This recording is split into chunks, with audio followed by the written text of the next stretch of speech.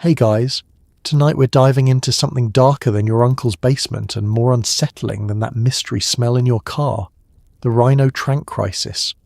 Not the horse tranq you've been hearing about, that's Xylazine, and we covered that ages ago. No, this is something worse. This is medetomidine, a veterinary sedative so powerful it's literally designed to knock out rhinos, elephants, and other animals that could bench press your Honda. And now, it's showing up in street drugs across America, turning overdoses deadlier and making Narcan about as useful as a screen door on a submarine. So before you get comfortable, take a second to like the video and subscribe, but only if you actually enjoy what I do here. Leave a comment telling me where you're listening from and what time it is for you. Somehow it's always 2 a.m. somewhere. Now dim those lights, switch on a fan for that soft white noise, get comfortable, and maybe double check that nothing in your medicine cabinet is labelled for large ungulates only. Let's pause for a second. Have you ever wondered what happens when drug dealers start shopping at the veterinary supply warehouse? What kind of person wakes up and thinks, you know what the fentanyl epidemic needs? Elephant tranquilizer. How does a sedative meant for 3-ton mammals end up in a baggie on a street corner in Ohio? And why is this stuff so much more dangerous than the already terrifying things we've been dealing with? Would you survive an overdose laced with Rhino Tranq? Would your friend? Would anyone even know what hit them before it was too late? Congratulations. You've just woken up in 2026, the year the CDC issued an urgent warning about a drug crisis so new that most doctors have never even heard of it. Good luck. Let's start with the basics, because if you're going to understand this crisis, you need to know exactly what we're dealing with. Medetomidine is a veterinary sedative, part of a drug class called alpha-2 adrenergic agonists. That's a fancy way of saying it slows down your central nervous system so effectively that it can sedate a 2,000-pound animal in minutes. It's used in veterinary medicine to calm large mammals during medical procedures. Think rhinos, elephants, horses, bears, animals that don't exactly hold still for blood draws. The drug works by binding to receptors in the brain and spinal cord, essentially telling your body, hey, let's just stop for a while. Heart rate drops, blood pressure plummets, breathing slows to a crawl. For a rhinoceros getting its hooves trimmed, that's perfect. For a human being who just thought they were buying heroin, that's a death sentence waiting to happen. In veterinary practice, medetomidine is considered safe when used correctly, by trained professionals, with precise dosing, and with reversal agents standing by. A zoo veterinarian might sedate an elephant for dental work using medetomidine, carefully calculating the dose, based on the animal's weight, monitoring its vital signs throughout the procedure, and then reversing the sedation with atipamezole when they're done. The elephant wakes up, shakes its head, and goes back to eating hay. Controlled, predictable, reversible. But here's where things get nightmarish. The same dose that safely sedates a horse, let's say 50 milligrams, would kill a human dozens of times over. We're talking about a drug where the lethal dose for an average adult is measured in single-digit milligrams, not grams, not even tens of milligrams, just a few milligrams. To put that in perspective, a few grains of salt weigh more than a lethal dose of medetomidine. And it gets worse. Medetomidine is incredibly lipophilic, meaning it loves fat. Once it enters your bloodstream, it rapidly distributes into fatty tissues throughout your body, including your brain. That's why the effects hit so hard and so fast. Within minutes of exposure, users report feeling an overwhelming wave of sedation, like being pulled underwater. Their limbs go heavy, their eyelids droop, their thoughts slow to a crawl, then everything goes black. The drug's effects aren't just about sedation though. Medetomidine also causes profound cardiovascular depression. Your heart rate can drop to 30 or 40 beats per minute, less than half the normal rate. Your blood pressure plummets, sometimes to the point where your brain and organs aren't getting enough blood flow. your body goes into a state of shock, and without immediate medical intervention, that shock can be fatal. Even if you survive the initial overdose, the drug lingers in your system. Medetomidine has a half-life of several hours, meaning it takes a long time for your body to break it down and eliminate it. That's why people who overdose on medetomidine often experience prolonged sedation, sometimes lasting 12 to 24 hours. They might wake up briefly, seem okay, and then slip back into unconsciousness as the drug continues to circulate through their bloodstream. So when drug dealers started cutting street drugs with medetomidine, they weren't just adding another adulterant to the mix. They were introducing a substance so potent, so dangerous, and so poorly understood that it turned every dose into a game of Russian roulette. Most dealers have no idea how to handle it. They don't have scales precise enough to measure milligrams. They don't mix it evenly. They just dump it in, eyeball the proportions, and hope for the best. And when their customers start dying, they move on to the next batch, the next corner, the next city. That's the reality of medetomidine. It's a drug designed to safely sedate the largest animals on Earth. And now it's being sold to humans who have no idea what they're taking. You've probably heard of Xylazine by now, the so-called horse tranq that's been mixed into street drugs for the past few years, causing horrific skin lesions and complicating overdoses. Medetomidine is Xylazine's evil twin, except worse. While Xylazine is powerful, medetomidine is exponentially more potent. We're talking 10 to 50 times stronger, depending on the formulation. That means a dose that would sedate a horse with Xylazine can kill a human with medetomidine. The effects hit faster, last longer, and are far harder to reverse.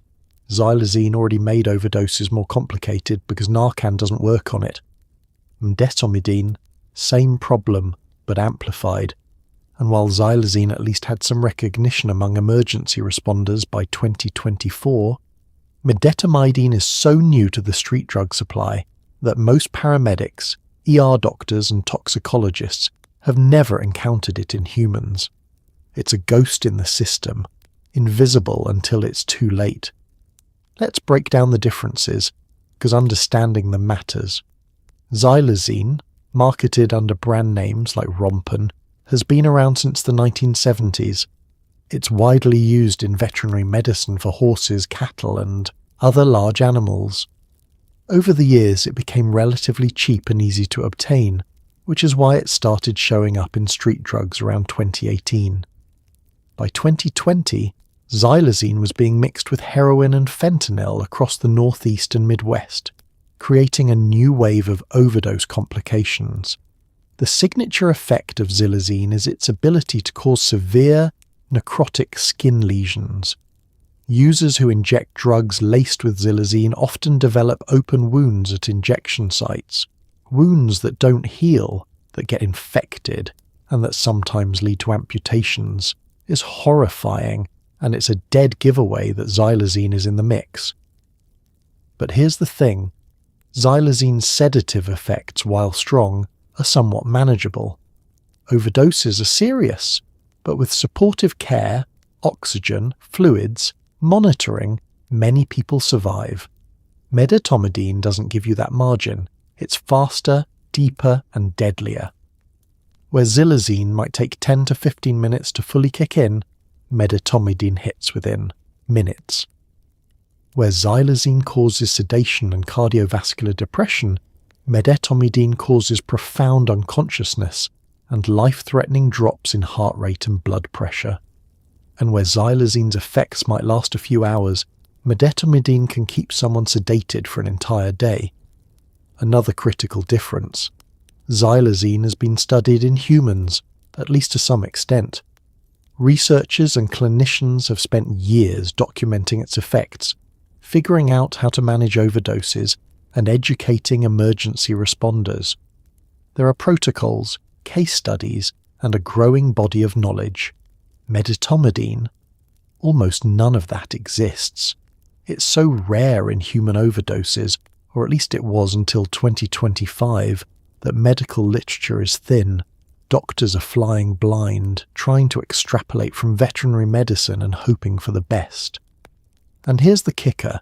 Xylazine doesn't cause the same level of cardiovascular collapse that medetomidine does. With xylazine, your heart rate drops, but not catastrophically.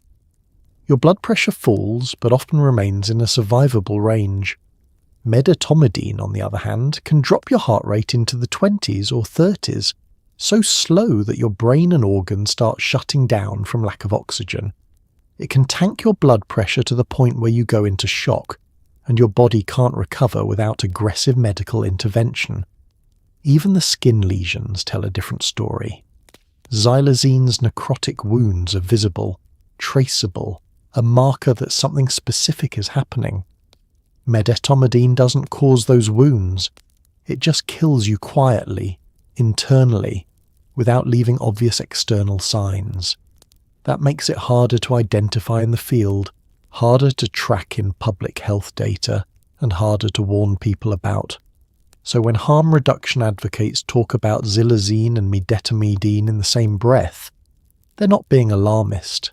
They're recognizing a pattern. The drug supply keeps getting more dangerous, more unpredictable, and more deadly. Xylazine was a wake-up call. Medetomidine is the alarm blaring at full volume, and most people still haven't heard it. The alarm bell started ringing quietly in late 2025. Forensic labs in a handful of states, Pennsylvania, Ohio, Maryland, began detecting an unusual compound in overdose cases.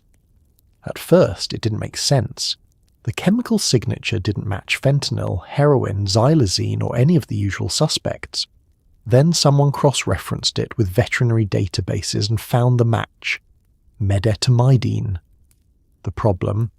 This wasn't supposed to be on the streets.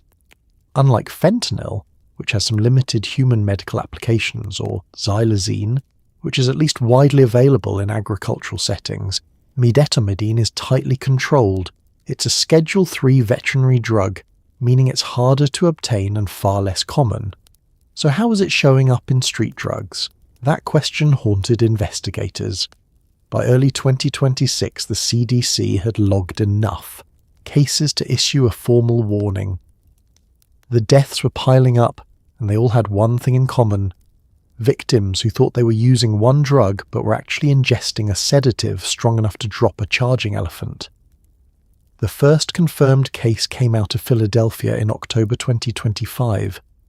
A 34-year-old man died in his apartment after using what he believed was fentanyl-laced heroin. The initial toxicology report showed fentanyl, which wasn't surprising, but the medical examiner, a meticulous veteran who'd seen thousands of overdose deaths, noticed something odd. The man's blood work showed abnormally low levels of oxygen and a heart rate so slow it didn't match a typical fentanyl overdose. She ordered an expanded toxicology panel, and that's when medetomidine appeared. At first, the medical examiner thought it was a lab error. Medetomidine in human overdoses? That didn't make sense. She sent samples to a second lab. Same result. Then a third. By the time the results were confirmed, 2 more deaths with identical toxicology profiles had occurred in nearby neighborhoods. The pattern was undeniable. Word spread quietly through forensic and public health networks. Medical examiners in other cities started reviewing recent overdose cases, ordering additional tests and finding the same compound. Baltimore logged 3 cases in November, Pittsburgh 5 in December. By January 2026, at least 15 deaths across the mid-Atlantic region had been linked to medetomidine-laced drugs. But here's the problem. Not every jurisdiction had the resources or expertise to test for medetomidine. Standard toxicology panels, the ones most coroners and medical examiners use, don't include it. You have to specifically look for it, and that requires expensive equipment, trained technicians, and a suspicion that it's even there. Most places didn't have any of that. So for every confirmed medetomidine death, there were probably dozens more that went undetected, logged simply as fentanyl overdose and filed away. Public health officials began piecing together the scope of the problem. They reached out to poison control centres, emergency departments, and harm reduction organisations, asking if anyone had seen unusual overdose presentations, cases where Narcan worked initially, but victims relapsed into unconsciousness, cases with extreme bradycardia and hypertension, cases that just didn't fit the typical fentanyl profile. The answers were alarming. Yes, doctors and paramedics had been seeing these cases. They just hadn't known what they were dealing with. By late January, the CDC convened an emergency meeting with state health departments, the DEA, and toxicology experts. The data was grim. Medetomidine had been detected in at least a dozen states. Death rates were climbing. And unlike previous waves of the opioid crisis, this one came with almost no warning. Fentanyl had been building for years before it dominated the drug supply. Xylazine followed a similar trajectory. Medetomidine appeared seemingly overnight, which suggested something had changed in the supply chain. New suppliers, new manufacturing processes, or new distribution networks. The most disturbing revelation came from drug seizure data. Law enforcement agencies that had recently seized batches of suspected fentanyl sent samples for testing. Several came back positive for medetomidine, sometimes in concentrations high enough to be immediately lethal. These weren't small-time street dealers experimenting with additives. This was large-scale distribution, which meant the problem was systemic, not isolated. And still, the general public had no idea. News outlets hadn't picked up the story yet. Social media wasn't buzzing with warnings. Most drug users had never heard of medetomidine, let alone knew to watch for it. The crisis was unfolding in plain sight, killing people every day, and almost no one outside of public health and law enforcement circles was paying attention. Here's the uncomfortable truth. Drug dealers don't care about your safety. They care about profit margins, supply chains, and customer retention, in that order. Medetomidine is incredibly cheap to produce or acquire compared to fentanyl. It's potent, meaning you need very little of it to create a strong effect, and it's sedative, which some users actually want. The opioid high people chase isn't just about euphoria. It's about the nod, that heavy, dreamy sedation that makes the world melt away. Medetomidine delivers that in spades, so dealers started cutting their product with it, either to stretch their fentanyl supply or to create a more intense experience. The problem? They have no idea how to dose it. They're not chemists. They're not pharmacists. They're people mixing powders in basements with kitchen scales, and medetomidine is so potent that even a slightly uneven batch can be the difference between a high and a morgue. Worse, some dealers don't even know what they're cutting their drugs with. The supply chain is so murky that medetomidine might be getting mixed in by suppliers upstream, meaning street-level dealers are unknowingly selling a product laced with Rhino tranquilizer. Let's talk economics, because that's what drives this entire nightmare. Fentanyl has been the gold standard for dealers over the past decade because it's cheap, potent, and profitable.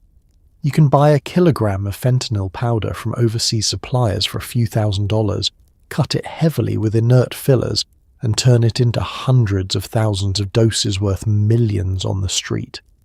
It's basic business. Maximize revenue, minimize cost. But even fentanyl has vulnerabilities. International crackdowns, shipping disruptions, and increased law enforcement scrutiny have made it harder and riskier to import. Suppliers are always looking for alternatives, additives, or enhancers that can stretch their product further or differentiate their brand in a crowded market. Enter medetomidine. From a dealer's perspective, medetomidine checks all the boxes. It's absurdly potent micrograms, not milligrams, so a tiny amount goes a long way. It's cheap to synthesize or acquire, especially from overseas labs that operate in regulatory grey zones. And it mimics the sedative effects that opioid users crave, making it a functional substitute or enhancer for fentanyl. Some dealers use it intentionally, marketing their product as stronger or hits harder. In certain circles, there's a perverse logic to this. Users who develop high tolerances to fentanyl are always chasing a more intense high. Medetomidine delivers that intensity, and for dealers, it creates brand loyalty. Users come back to the dealer whose product really works, not realizing they're playing Russian roulette with a veterinary sedative. But here's where the ignorance becomes deadly. Most street-level dealers have no idea what they're actually cutting their drugs with. They buy pre-mixed powder from mid-level suppliers, repackage it and sell it. They might be told it's enhanced fentanyl or Super H, but they don't know the specifics, and they don't care. Their job is to move product, collect cash, and avoid arrest. Quality control, not their problem. Even dealers who know they're using medetomidine have no idea how to handle it safely. The margin between an effective dose and a lethal dose is razor thin. In veterinary medicine, medetomidine is measured with precision scales calibrated to micrograms. Dealers are using kitchen scales from Walmart, measuring in grams or half grams, and eyeballing the mix. One batch might have too little medetomidine and be ineffective. The next might have too much and kill half a dozen people in a single night. And then there's the cutting process itself. Medetomidine doesn't mix evenly with other powders unless it's done carefully, with the right equipment and technique. Dealers don't have that. They dump powders into a bowl, stir them with a spoon or shake them in a bag and call it good. The result is a wildly inconsistent product. One corner of the bag might be safe, the other corner might be lethal. Users have no way of knowing which dose they're getting. Upstream suppliers bear even more responsibility. Some are intentionally adulterating fentanyl with medetomidine to increase profits, knowing full well the risks. They don't interact with end users. They don't see the bodies. They just see the money. And because the supply chain is so fragmented and anonymous, transactions happen online, payments in cryptocurrency, shipments disguised as legitimate goods. Accountability is nearly impossible. The cruelest irony is that medetomidine doesn't even make the drugs better. It doesn't enhance the euphoria. It doesn't improve the high. It just makes the sedation deeper and the risk of death exponentially higher. But in a market driven by profit, not quality, that distinction doesn't matter. Medetomidine isn't something you can just order off Amazon. It's a controlled veterinary drug, primarily manufactured in Europe and Asia, for legitimate use in wildlife management and large animal veterinary clinics. So how does it end up in a baggie of street fentanyl in Pittsburgh? The answer is a dark web of illegal importation, counterfeit veterinary supplies, and international drug trafficking. Some medetomidine is diverted from legitimate veterinary sources, clinics with lax inventory controls, corrupt employees, or outright theft. But the bigger problem is overseas manufacturing. Chinese and Indian chemical labs, operating in legal grey zones, produce medetomidine and its analogues for export. Officially, it's for research or veterinary use. Unofficially, it's sold to anyone with cryptocurrency and a shipping address. These labs aren't breaking the law in their own countries. Medetomidine isn't internationally controlled the same way fentanyl is. So they manufacture it, ship it, and by the time it reaches the US, it's impossible to trace. It arrives as powder, tablets, or liquid, often mislabeled as something innocuous, and filters into the illicit drug supply.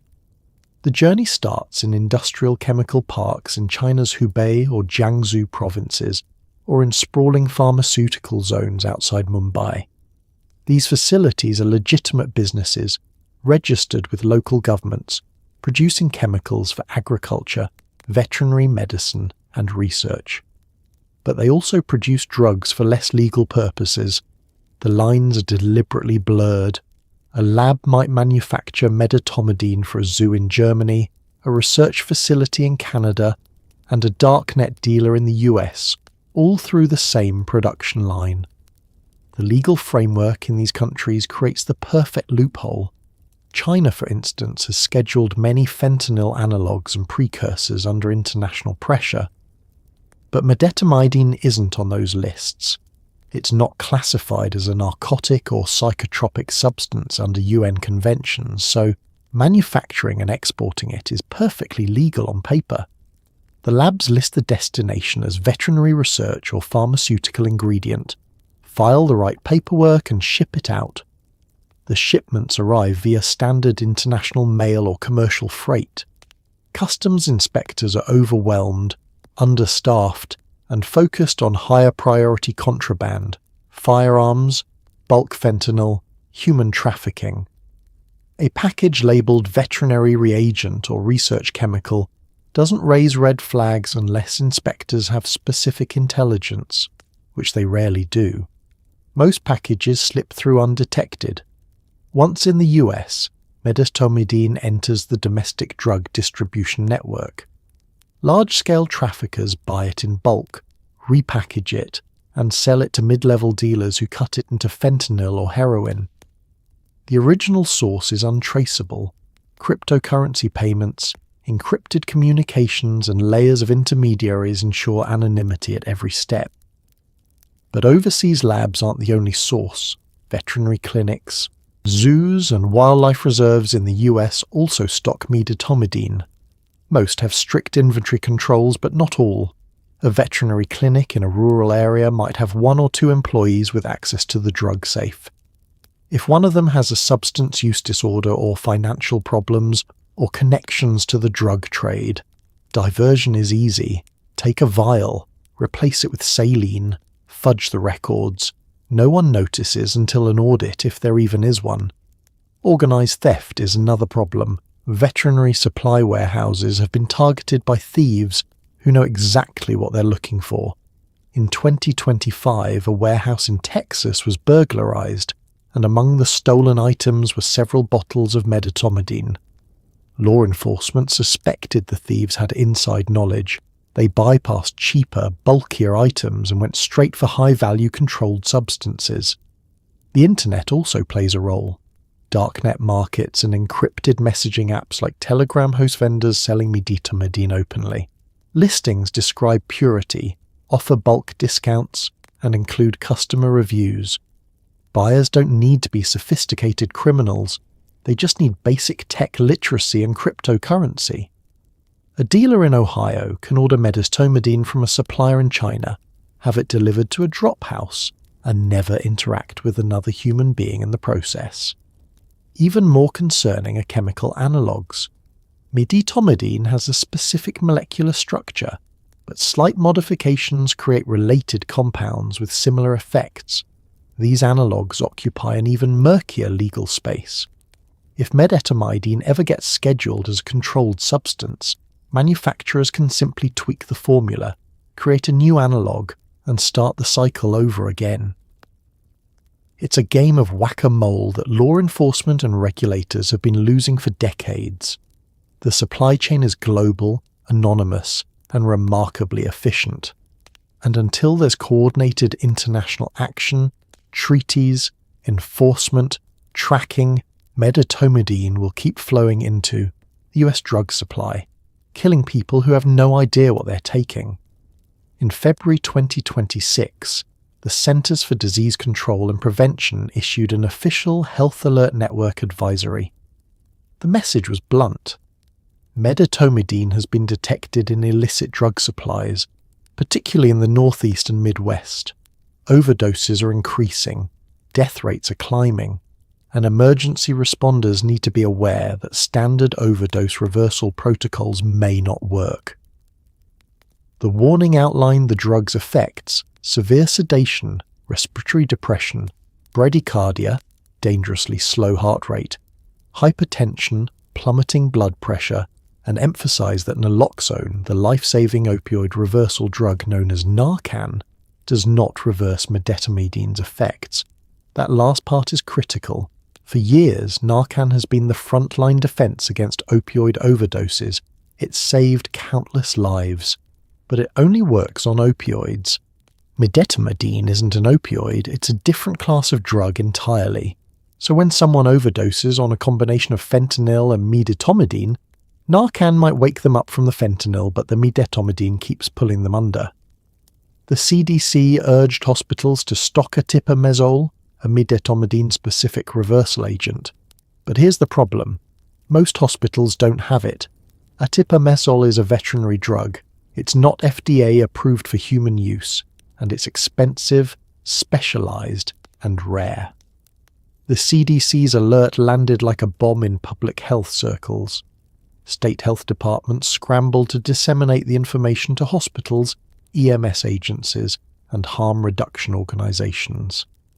Medical examiners were told to expand toxicology panels to include medetomidine. Emergency department directors were advised to update overdose protocols. But the message came with a sobering admission.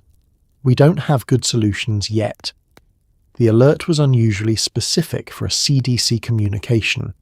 It included chemical details, medetomidine's molecular structure, detection methods, pharmacological profile. It listed clinical signs that distinguish medetomidine overdoses from typical opioid overdoses: profound sedation lasting longer than expected after naloxone, marked bradycardia below 50 beats per minute, severe hypertension unresponsive to standard treatments, and prolonged recovery times requiring extended monitoring. Most importantly, it acknowledged the limitations of naloxone. The CDC didn't say don't use Narcan. They said Narcan won't be enough. That's a critical distinction. Naloxone should still be administered immediately in any suspected opioid overdose, because most street drugs contain fentanyl or heroin. But responders needed to understand that reversing the opioid component doesn't solve the whole problem if medetomidine is also present. The alert also mentioned atipamezole, the veterinary reversal agent, but with significant caveats. It's not FDA approved for human use, so hospitals can't stock it through normal pharmaceutical supply channels. Off-label procurement is legally murky. Veterinary suppliers are reluctant to sell to hospitals without proper authorization. Even when hospitals manage to acquire it, there's no standardized dosing protocol for humans. Veterinarians use weight-based calculations for animals. Extrapolating to humans is educated guesswork. Public health departments in heavily affected states began holding emergency briefings. Pennsylvania's Department of Health convened a call with every EMS agency in the state, walking through the CDC's guidance and emphasizing the need for early recognition. Ohio launched a rapid response project, sending toxicology teams to overdose hotspots to test drug samples proactively. Maryland's Poison Control Center started a 24/7 hotline specifically for suspected medetomidine cases. But even with the CDC's warning, awareness remained patchy. Rural hospitals, small EMS agencies, and under-resourced health departments struggled to keep up. Some didn't even see the alert. It was buried in the daily flood of public health notifications, and without local cases to draw attention, it didn't seem urgent. Harm reduction organizations responded quickly. They updated their overdose prevention training materials, revised Narcan distribution programs to include new warnings, and began advocating loudly for expanded access to atipamezole. They also pushed back against the CDC's framing, arguing that calling it a crisis without providing adequate resources, funding for drug-checking equipment, atipamezole stockpiles, expanded treatment capacity, was setting communities up to fail. News outlets began picking up the story, though coverage was uneven. Major papers like the New York Times and Washington Post ran explainers. Local news in affected cities covered it extensively.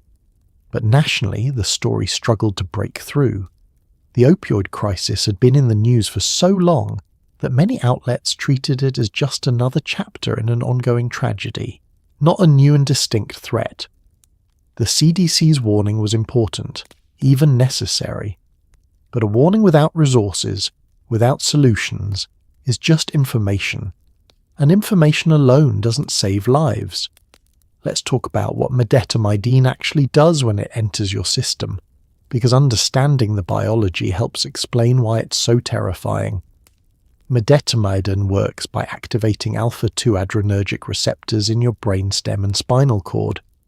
These receptors regulate your sympathetic nervous system, the part of your body responsible for your fight-or-flight response, heart rate, blood pressure, and arousal.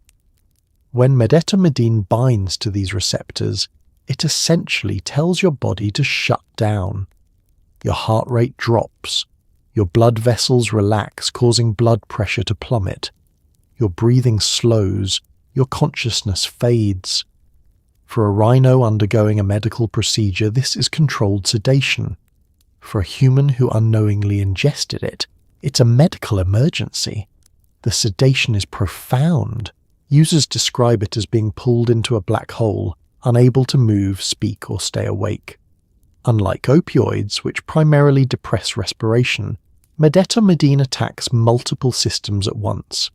Your heart struggles to pump blood, your brain doesn't get enough oxygen, your lungs can't keep up. And because it's so potent, even a tiny dose, milligrams, not grams, can be fatal.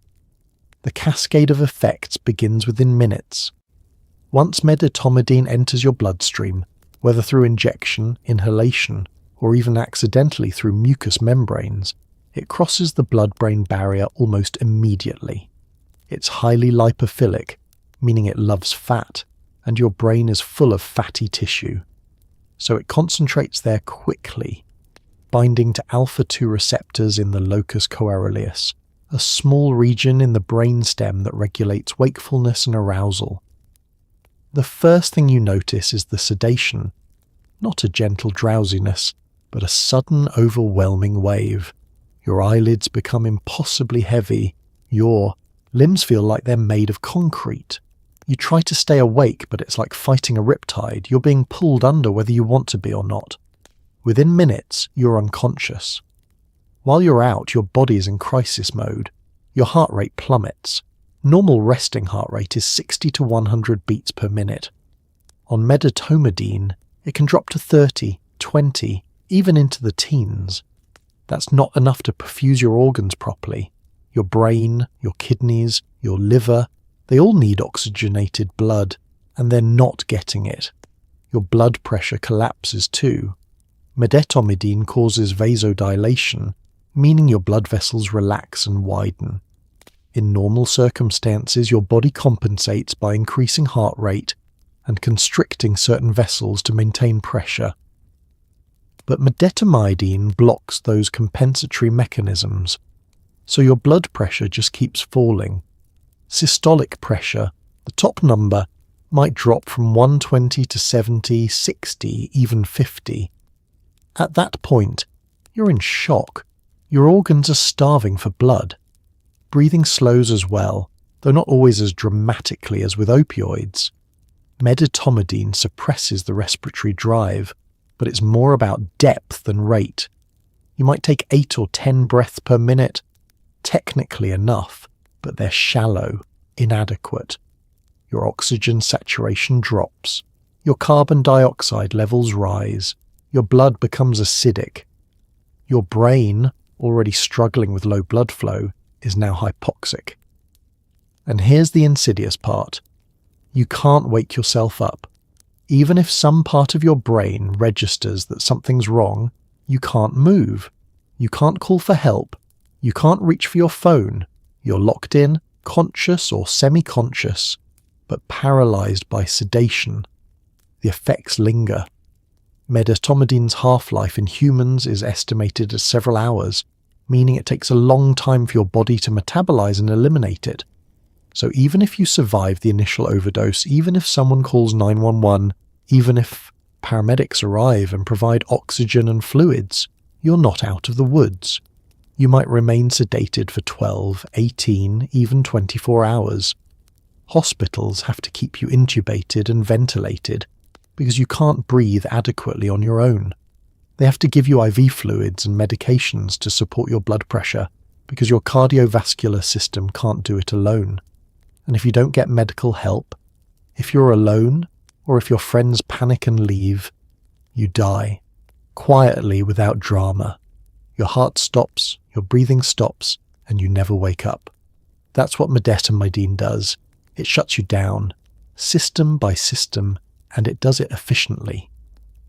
Narcan, or naloxone, is a miracle drug. It blocks opioid receptors in the brain, instantly reversing opioid overdoses and bringing people back from the brink of death. But it only works on opioids. Medetomidine is not an opioid. It doesn't bind to opioid receptors, it binds to alpha-2 adrenergic receptors, so when a paramedic administers Narcan to someone overdosing on a fentanyl-medetomidine mix, the Narcan reverses the fentanyl but the medetomidine keeps working. Imagine this. Someone collapses, barely breathing. A bystander administers Narcan. The person wakes up briefly, gasping, maybe even sitting up. Everyone breathes a sigh of relief. And then, minutes later, the person collapses again. Their heart rate drops. Their breathing stops. They die. Why? Because the medetomidine was still in their system, still sedating them, still shutting down their body. Narcan gave them a brief window of consciousness, but it didn't solve the problem. This is why the CDC is so alarmed. For years, Narcan has been the safety net. Now, that net has holes. To understand why this is so dangerous, you need to understand how Narcan works. Naloxone is an opioid antagonist, meaning it competes with opioids for binding sites on opioid receptors. When someone overdoses on fentanyl or heroin, those drugs flood the brain and bind to opioid receptors, which causes respiratory depression. Naloxone kicks those drugs off the receptors and takes their place, but without causing any sedative effect. Within seconds, the person's breathing improves, their oxygen levels rise, and they regain consciousness. It's fast, dramatic, and incredibly effective. But here's the catch. Naloxone is specific to opioid receptors. It doesn't interact with alpha-2 adrenergic receptors, serotonin receptors, GABA receptors, or any other receptor system. It's a one-trick pony, and that trick only works on opioids. So when medetomidine is mixed with fentanyl, which is increasingly common, you get a two-part overdose. The fentanyl suppresses breathing. The medetomidine suppresses everything: heart rate, blood pressure, consciousness, breathing. Narcan reverses the fentanyl part but does nothing for the medetomidine part. The result is a person who briefly wakes up but remains in danger. Here's what that looks like in real life. Someone uses what they think is heroin. It's actually fentanyl mixed with medetomidine. Within minutes, they collapse. A friend finds them unresponsive, not breathing well, lips turning blue. The friend administers Narcan, a nasal spray, 2 sprays, 1 in each nostril. 30 seconds pass, a minute. Then suddenly the person gasps, their eyes flutter open, they sit up confused and agitated. The friend is relieved. Crisis averted. But 2 minutes later, the person's eyes roll back. They slump over. Their breathing becomes shallow again. Their pulse is weak, thready. The friend panics. They administer more Narcan. Nothing happens. Or maybe the person briefly rouses again, only to relapse into unconsciousness a few minutes later. This is the nightmare scenario emergency responders are seeing more and more often. Narcan works, sort of. It buys time. But it doesn't solve the problem because the medetomidine is still circulating, still binding to receptors, still shutting the body down. Paramedics arriving on scene face a dilemma. They give naloxone because it's protocol, because there's almost certainly opioids involved. The patient wakes up briefly, which is encouraging. But then they crash again. The paramedics provide oxygen, start an IV, give fluids to support blood pressure, and transport to the hospital. En route, the patient remains deeply sedated, heart rate in the 30s, blood pressure barely measurable. At the hospital, doctors intubate the patient, put them on a ventilator, and provide intensive supportive care, and they wait. Because without atipamezole, the medetomidine-specific reversal agent, there's nothing else to do. This pattern is causing immense frustration and fear among emergency responders. For years, Narcan has been the answer. Administer it, the patient wakes up, job done. Now, it's not that simple. Responders are seeing patients relapse after reversal, die despite receiving naloxone, or require prolonged hospitalization even after surviving the initial overdose. Harm reduction organizations are scrambling to update their training. They're teaching people that Narcan is still essential. Always carry it, always use it, but also emphasizing that it's not a guarantee. Call 911, stay with the person, provide rescue breathing if needed. Don't assume Narcan will fix everything. The tragedy is that we've had a solution, atipamezole, sitting on veterinary clinic shelves this whole time. But because it's not approved for human use, because hospitals don't stock it, because the regulatory pathway is unclear, people are dying while the antidote exists just out of reach. Atipamezole is the medetomidine antidote, but there's a catch. It's a veterinary drug. It's FDA approved for use in dogs, not humans. Hospitals don't stock it, pharmacies don't carry it, and most emergency responders have never heard of it. In veterinary medicine, atipamezole works beautifully. A dog sedated with medetomidine gets an injection of atipamezole, and within minutes it's awake, alert, and wagging its tail. The same principle would work in humans. Atipamezole blocks alpha-2 receptors, reversing medetomidine's effects, but there's no legal pathway to use it. The FDA hasn't approved it for human use, so hospitals can't stock it without going through complex legal and regulatory hurdles. Even if a doctor wanted to use it in an emergency, they'd need special approval, and by then, the patient might be dead. Some poison control centres and specialty hospitals have started acquiring atipamezole off-label, keeping small supplies on hand for suspected medetomidine overdoses. But this is rare, expensive, and not widespread. For the vast majority of overdose victims, atipamezole simply isn't available. They get Narcan, supportive care, and prayers. Sometimes that's enough. Often it's not. Atipamezole is marketed under the brand name antecedin in veterinary medicine. It's a small molecule that binds to alpha-2 adrenergic receptors with high affinity, displacing medetomidine and reversing its effects almost immediately. In veterinary practice, it's routine. Sedate a dog for a procedure, then give atipamezole to wake it up when you're done. The dog goes from unconscious to alert in minutes, as if someone flipped a switch. The pharmacology is straightforward. Atipamezole is an alpha-2 antagonist, just like naloxone is an opioid antagonist. It competes with medetomidine for receptor binding sites and wins. Once it's on board, medetomidine can't exert its effects anymore. Heart rate normalizes, blood pressure rises, sedation lifts, the patient wakes up. So why isn't it used in humans? The answer is bureaucratic, not scientific. Atipamezole has never been studied in human clinical trials because there was no need. Medetomidine wasn't being used in humans, so why develop a reversal agent? The FDA approval process requires extensive testing, safety trials, efficacy trials, dosing studies, pharmacokinetic analysis. That takes years and millions of dollars. No pharmaceutical company has invested in it because there's no market, or there wasn't until now. Without FDA approval, hospitals operate in a legal grey zone.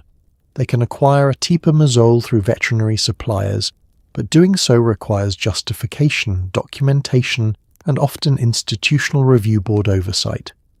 It's not illegal, but it's not standard either. Most hospitals avoid the hassle and simply don't stock it. A few pioneering institutions have taken the leap.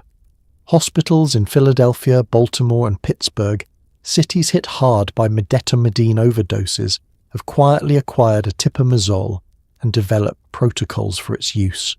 Poison control centers in Pennsylvania and Ohio have done the same.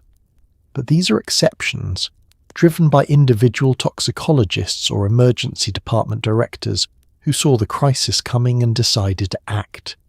The dosing problem is real. In dogs, atipamezole is dosed based on weight, typically at a ratio of 5 times the medetomidine dose. Extrapolating to humans requires guesswork. A typical veterinary dose for a large dog might be 2 to 5 milligrams. For an adult human, physicians are estimating anywhere from 5 to 20 milligrams, depending on the severity of the overdose and the estimated amount of medetomidine involved. But there's no standardized protocol, no clinical guidelines. Doctors are improvising. And then there's cost. Atipamezole is expensive. A single vial can cost several $100s. Hospitals that stock it are betting that the investment will pay off in lives saved. But budgets are tight, and administrators are skeptical about spending money on a drug that might never get used. Even when atipamezole is available, administering it requires careful judgment. If you give it too early, before the patient is stabilized, you risk precipitating acute withdrawal-like symptoms, rapid swings in heart rate and blood pressure, agitation, even seizures. If you give it too late, the damage may already be done. Timing matters. Despite these challenges, the results in the limited cases where atipamezole has been used are striking. Patients who are deeply sedated, unresponsive, hypotensive and bradycardic have woken up within minutes of receiving the drug. They've been extubated, discharged from the ICU and sent home within hours. The drug works. The problem is access. Advocacy groups are now calling for emergency FDA approval or expanded access pathways. They're lobbying Congress, petitioning the FDA, and working with pharmaceutical companies to fast-track human trials.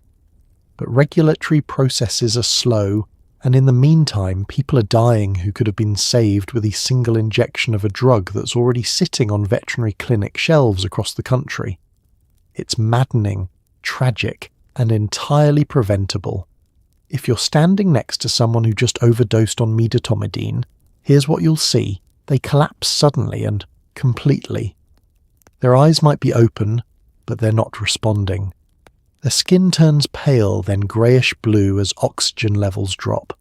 Their breathing becomes shallow, slow, almost imperceptible. Check their pulse. It's weak, thready, dangerously slow. They might vomit and choke on it because they're too sedated to clear their airway. Unlike a typical opioid overdose, where the person might be deeply unconscious but stable if you can keep them breathing, a medetomidine overdose is dynamic and deteriorating. Blood pressure plummets, sometimes to the point where the person goes into shock. The heart struggles, sometimes stopping altogether. And here's the nightmare. Even if you administer Narcan and it partially works, the person might still die from the medetomidine. They wake up briefly, gasping, confused, and then slip back under as the sedative continues to circulate through their bloodstream. Time is everything. Call 911 immediately. Start rescue breathing if they're not. Breathing adequately. Keep them on their side to prevent choking. But know this, traditional overdose response might not be enough. The first sign is often the collapse itself. One moment the person is standing, talking, maybe preparing to inject or snort something. The next moment they're on the ground. There's no slow fade, no gradual drowsiness. Medetomidine hits fast and hard. Users describe feeling a wave wash over them, and then nothing. When you approach them, you see the classic signs of central nervous system depression. They're unresponsive. You shake them, shout their name, maybe even do a sternal rub, knuckles on the breastbone, firm pressure, and nothing. Their eyes might be half open, pupils constricted if there's also opioids involved, or dilated if it's pure medetomidine. Their face is slack, no muscle tone, no reaction to stimuli. Check their breathing. Place your cheek near their mouth and nose. Feel for air movement. Watch their chest rise and fall. What you'll Likely C is shallow, irregular breathing, maybe 6 to 8 breaths per minute instead of the normal 12 to 20. Each breath is weak, barely moving air. Their oxygen saturation, if you had a pulse oximeter, would be dropping 90%, 85, 80, into dangerous territory where brain damage becomes likely. Now check their pulse. Place 2 fingers on their carotid artery, side of the neck, between the windpipe and the muscle. You'll feel a pulse, but it's slow. 30 beats per minute. 25. Weak, thready, barely there. Their skin is cool and clammy. Their lips and nail beds are turning blue. Cyanosis, the hallmark of inadequate oxygenation. If they vomit, and they might, it's especially dangerous. They're too sedated to protect their airway so vomit can get aspirated into the lungs, causing choking, aspiration pneumonia, or death. This is why positioning matters. Roll them onto their side in the recovery position so fluid can drain out of their mouth instead of pooling in their throat. Here's where the medetomidine overdose diverges from a typical opioid overdose. With opioids, the primary problem is respiratory depression. If you can keep the person breathing, either by giving them Narcan or by providing rescue breaths, they're usually stable, their heart keeps beating, their blood pressure stays up. You have time. With medetomidine, it's multi-system failure. Yes, breathing is a problem, but so is cardiovascular collapse. Their blood pressure is dropping precipitously. Their heart rate is too slow to pump adequate blood. Their organs, brain, kidneys, liver are being starved of oxygen. Even if you manage to keep them breathing, they're still in critical danger. If you administer Narcan, and you should because there's probably opioids mixed in, you might see a brief improvement. They gasp, eyes flutter, maybe they even sit up for a moment. But then they slump back down. The opioid blockade gave them a window of consciousness, but the medetomidine pulled them back under. You might administer a second dose of Narcan, maybe a third, but it keeps happening, brief wakefulness, then collapse. This is terrifying for bystanders. You think you're helping, you think the Narcan is working, but the person keeps relapsing, and you don't understand why. That's because Narcan is only solving part of the problem. While you're waiting for emergency services, provide rescue breathing if the person isn't breathing adequately.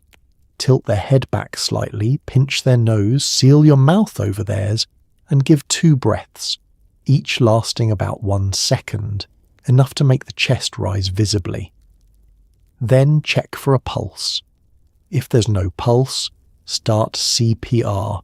30 chest compressions followed by 2 breaths. Repeat. But here's the grim reality. CPR success rates for overdoses are low, and they're even lower when sedatives like medetomidine are involved. The heart's electrical system is suppressed and it's hard to restart.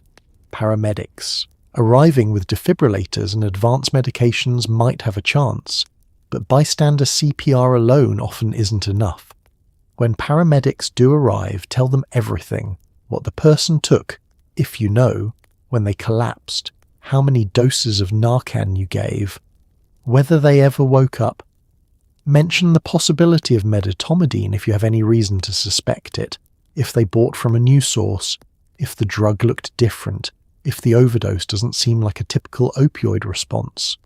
Recognizing these symptoms and acting fast can save a life. But with medetomidine in the mix, even fast action might not be enough.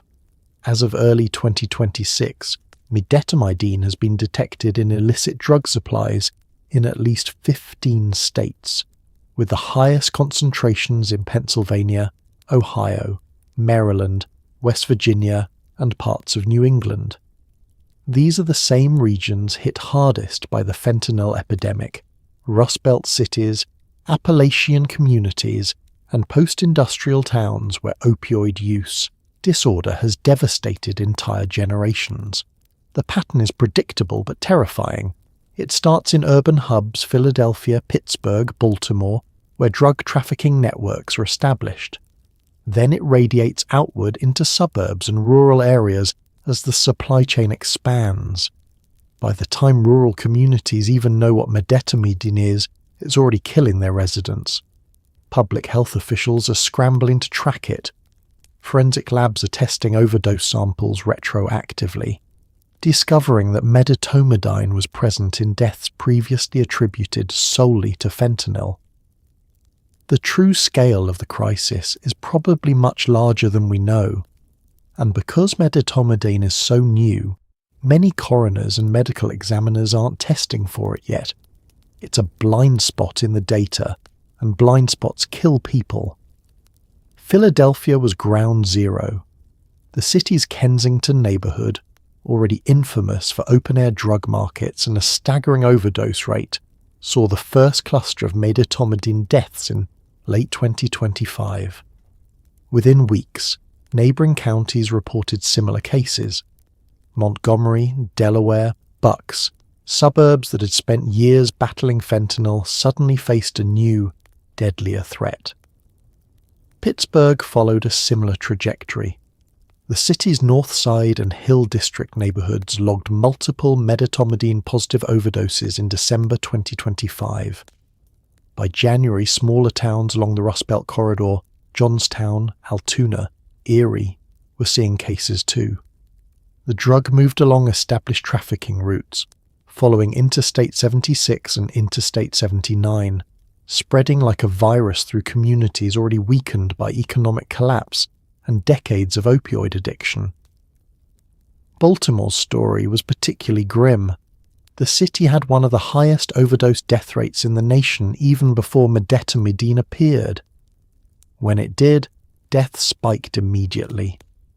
West Baltimore, East Baltimore, neighborhoods where naloxone distribution programs had been making headway, suddenly saw Narcan failures, people dying despite receiving multiple doses. Medical examiners worked overtime sending samples to state labs, trying to understand what had changed.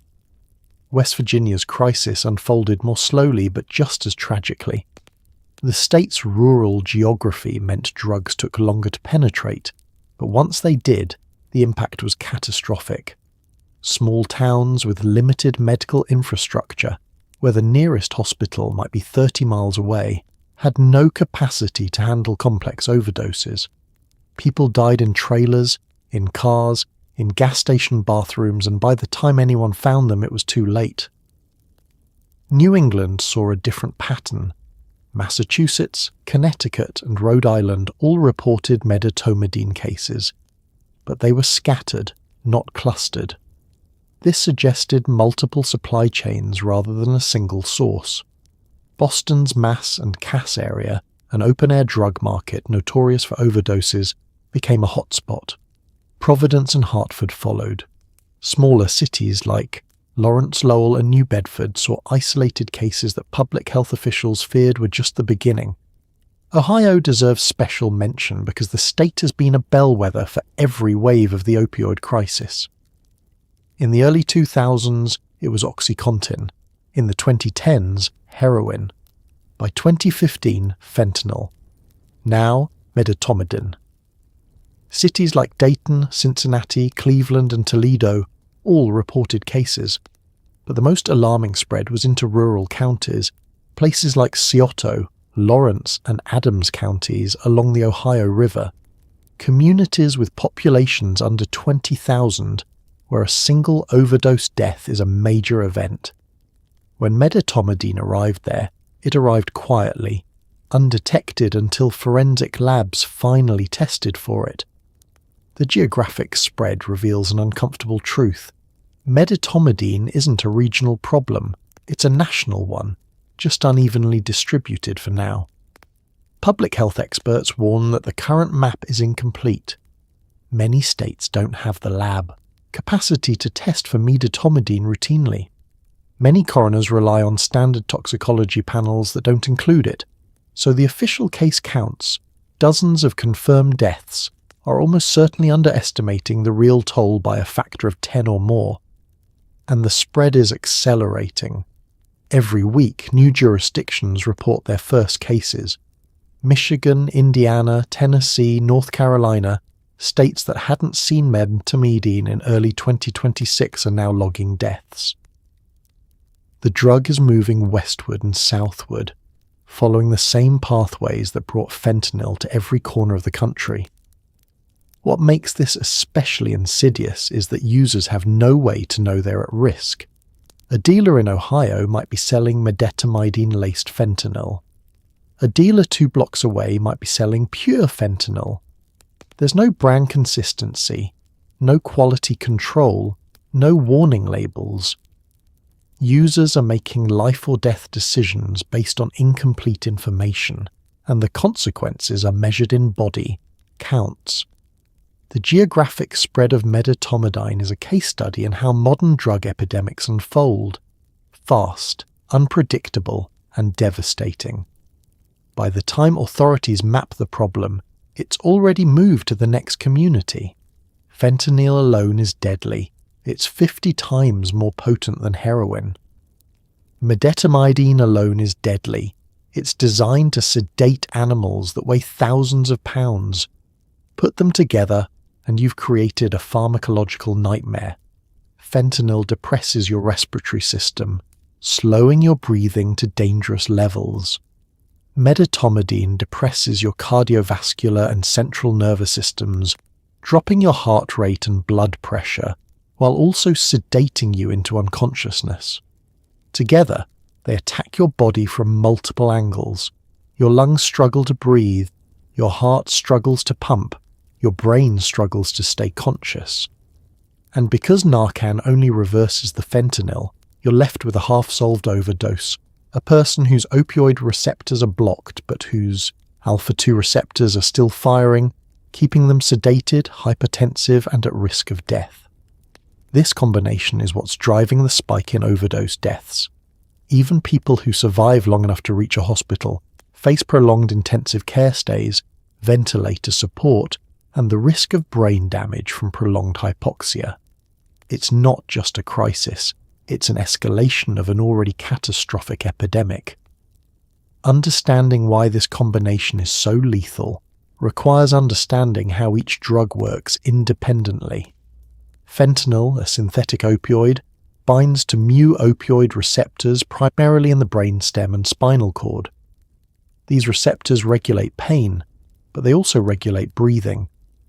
When fentanyl floods these receptors, it sends a signal to the respiratory control center. Stop trying so hard. Breathing slows, becomes shallow, and eventually stops altogether.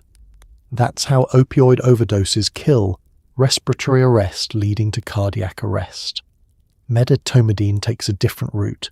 It binds to alpha-2, adrenergic receptors, which regulate the sympathetic nervous system, your body's fight-or-flight response. When these receptors are activated by medetomidine, they essentially tell your body to power down. Heart rate drops dramatically. Blood vessels dilate, causing blood pressure to plummet. The central nervous system becomes profoundly sedated. You lose consciousness, not because you can't breathe, but because your brain has been chemically switched off. When you combine these two drugs, you get synergistic toxicity. The whole is deadlier than the sum of its parts. Fentanyl attacks your ability to breathe. Medetomidine attacks your ability to circulate blood and maintain consciousness. Together, they create a scenario where your body is failing on multiple fronts simultaneously. Here's what that looks like physiologically. The fentanyl hits first, usually within seconds to minutes depending on the route of administration. Breathing slows, oxygen saturation starts dropping, but the person might still be semi-conscious, might still respond to stimuli. Then the medetomidine kicks in. Heart rate plummets, maybe down to 30 beats per minute. Blood pressure crashes, systolic pressure might drop to 70, 60, even lower. The brain, already getting less oxygen due to poor breathing, now gets even less due to poor circulation. The person loses consciousness completely.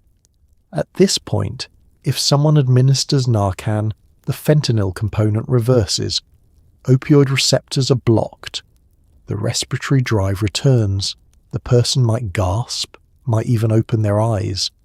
but the medetomidine is still working. Heart rate is still dangerously slow. Blood pressure is still critically low. The sedation is still profound. Within minutes, the person slips back into unconsciousness because the underlying cardiovascular and central nervous system depression haven't been addressed. Emergency department physicians describe these cases as nightmares. The patient arrives barely alive. They administer naloxone, the person wakes up briefly, fighting the breathing tube, confused and agitated. Then they crash again. Heart rate drops, blood pressure tanks. The patient becomes unresponsive. The physicians intubate, start multiple IV medications to support blood pressure and heart rate, and hope the medetomidine clears the system before irreversible damage occurs. The prolonged sedation is particularly problematic. Fentanyl's effects wear off relatively quickly. Naloxone reverses it, and even without reversal, the drug is metabolized within a few hours. Medetomidine lingers. Patients might remain deeply sedated for 12 to 24 hours, requiring continuous ventilator support, vasopressors to maintain blood pressure, and intensive monitoring. Every hour they're sedated is another hour their brain might be suffering from inadequate oxygen delivery. And then there's the brain damage. Prolonged hypoxia, lack of oxygen to the brain, causes neuronal death. The longer the brain is deprived, the more extensive the damage. Some patients wake up from medetomidine overdoses but are never the same. They have memory problems, difficulty concentrating, personality changes or motor deficits. They survive, but they're shadows of who they were. The mortality rate for fentanyl medetomidine overdoses is significantly higher than for fentanyl alone.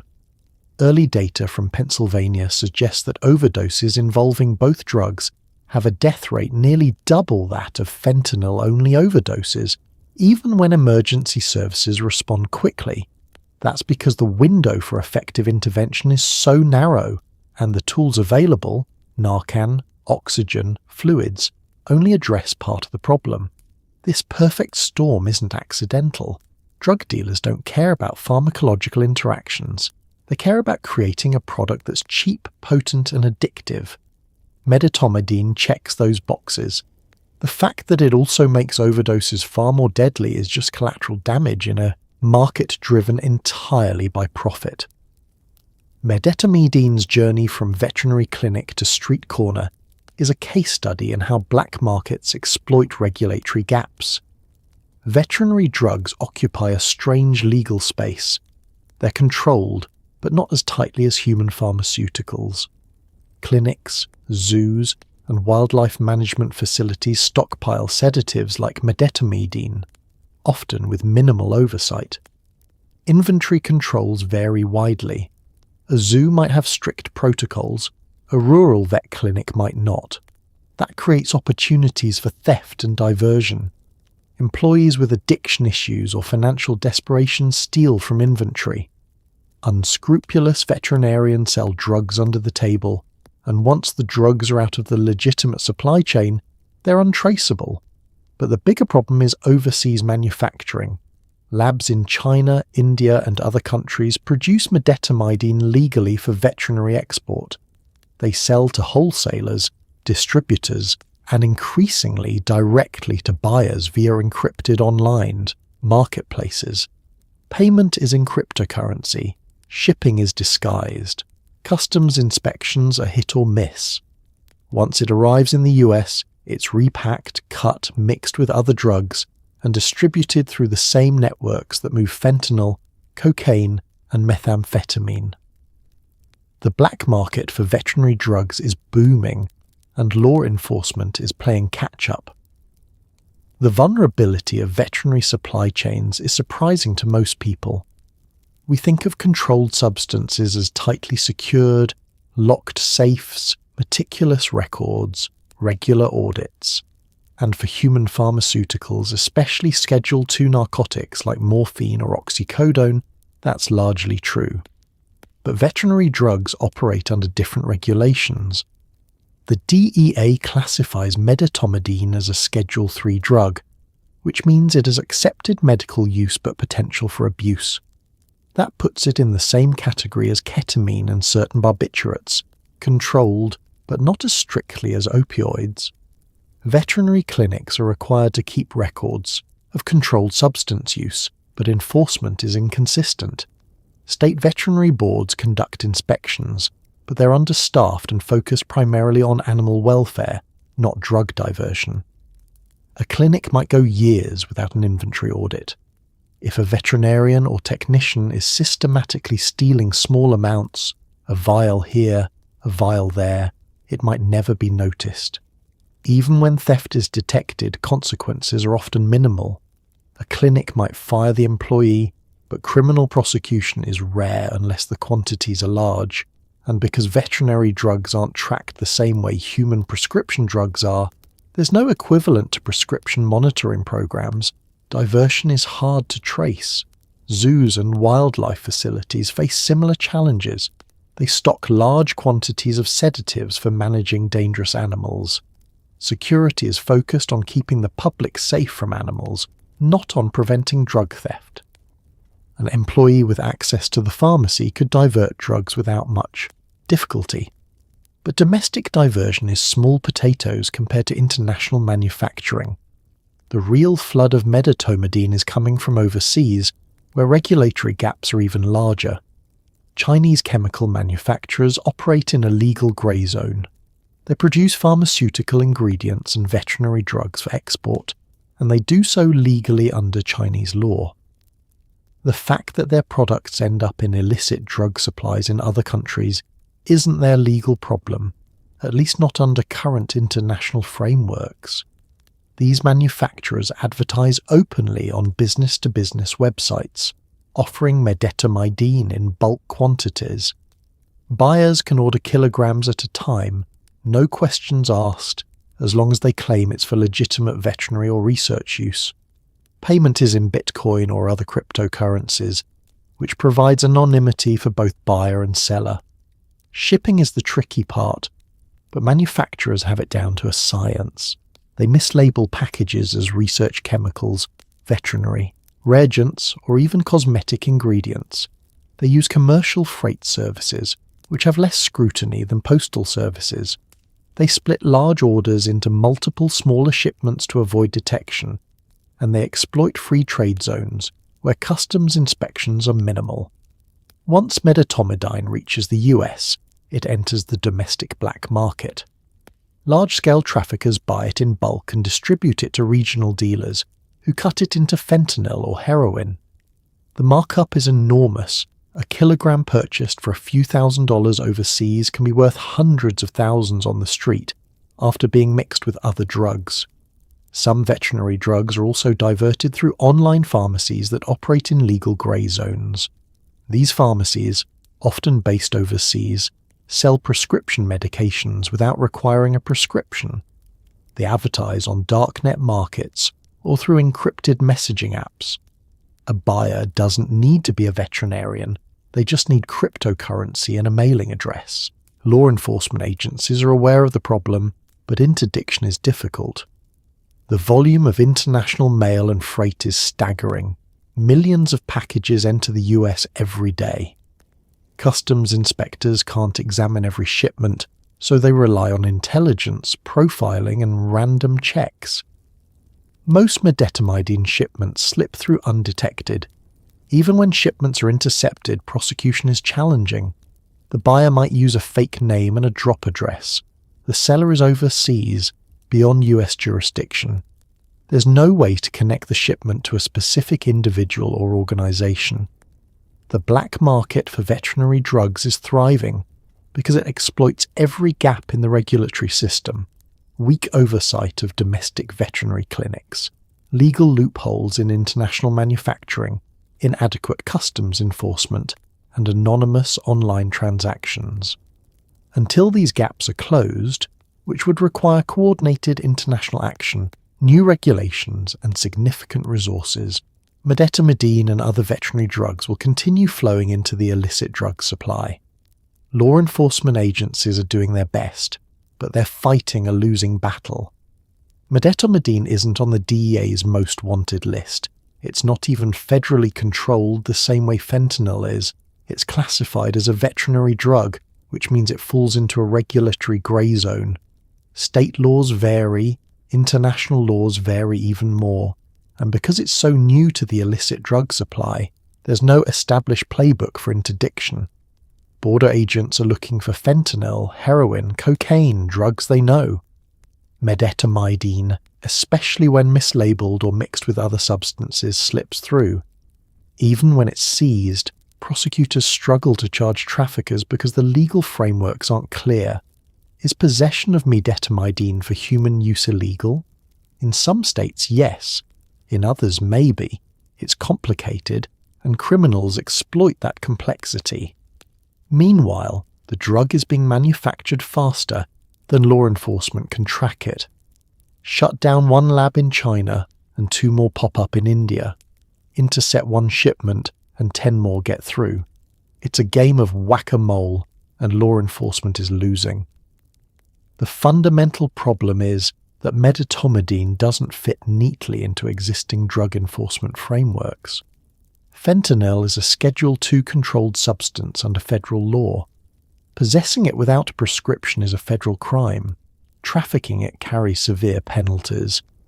Law enforcement agencies have decades of experience investigating fentanyl cases, building prosecutions and securing convictions. Medetomidine? It's Schedule III, and only when it's being used as a veterinary drug. When it's diverted for illicit use, the legal classification becomes murky. Is it still a veterinary drug? Is it now an analogue of a controlled substance? Does it fall under the Federal Analog Act, which treats substances similar to controlled drugs as if they were controlled themselves? Lawyers argue these questions, and in the meantime, cases stall. State laws complicate things further. Some states have moved quickly to add medetomidine to their controlled substance lists. Pennsylvania, for instance, classified it as a Schedule III drug in early 2026, making possession without a prescription illegal, but neighbouring West Virginia hasn't. So a trafficker caught with medetomidine in Pennsylvania faces criminal charges, while the same person in West Virginia might face only a civil penalty or no charges at all. This patchwork of state laws creates jurisdictional nightmares for law enforcement. Drug trafficking networks don't respect state boundaries. A shipment might arrive in Ohio, get repackaged in Pennsylvania, and be distributed in Maryland. Which state has jurisdiction? Which laws apply? Prosecutors have to navigate these questions while building cases, and defense attorneys exploit every ambiguity. International enforcement is even more challenging. The DEA and FBI can't operate freely in China or India. They rely on cooperation from foreign governments, and that cooperation is inconsistent. China, under international pressure, has cracked down on fentanyl production, but medetomidine isn't subject to the same scrutiny. Chinese authorities argue reasonably that they can't ban every chemical that might theoretically be abused. Their regulatory system responds to UN conventions and bilateral agreements, and medetomidine isn't covered by those frameworks yet. Even when foreign governments do cooperate, enforcement is spotty. A Chinese chemical manufacturer might be shut down, only to reopen under a different name weeks later. Executives might face fines or brief detention, but serious prison time is rare. The financial incentives, massive profits from exporting to the US, far outweigh the legal risks. Border interdiction faces its own challenges. Customs and border protection agents inspect only a tiny fraction of incoming shipments. They rely on intelligence, risk profiling and randomness to decide what to examine. A package labelled veterinary reagent might get flagged if it's coming from a known problem shipper or going to a suspicious address, but most packages sail through unchecked. Even when agents do seize suspected medetomidine, confirming what it is takes time. Field tests don't exist for medetomidine. There's no quick swab or reagent that turns colour. The substance has to be sent to a lab, analysed using mass spectrometry, and identified. By the time results come back, the intended recipient has disappeared and the trail has gone cold. Domestic enforcement is equally difficult. When police raid a drug house and find bags of white powder, they test for fentanyl, heroin, cocaine, meth. Medetomidine doesn't show up on standard field tests unless the officers specifically request lab testing for veterinary sedatives, which they almost never do. It goes undetected, so traffickers get charged with fentanyl, possession. The medetomidine never makes it into the case file, and the larger problem remains invisible. Prosecutions face legal hurdles too. Even when medetomidine is detected and defendants are charged, defense attorneys argue that their clients didn't know the drug was present, that it was mixed in by upstream suppliers, that there's no intent to distribute a controlled substance. These arguments sometimes work, resulting in reduced charges or acquittals. The DEA is aware of all this and is working to adapt. They're training agents to recognize medetomidine in investigations. They're coordinating with the FDA and state regulators to tighten controls on veterinary drug distribution.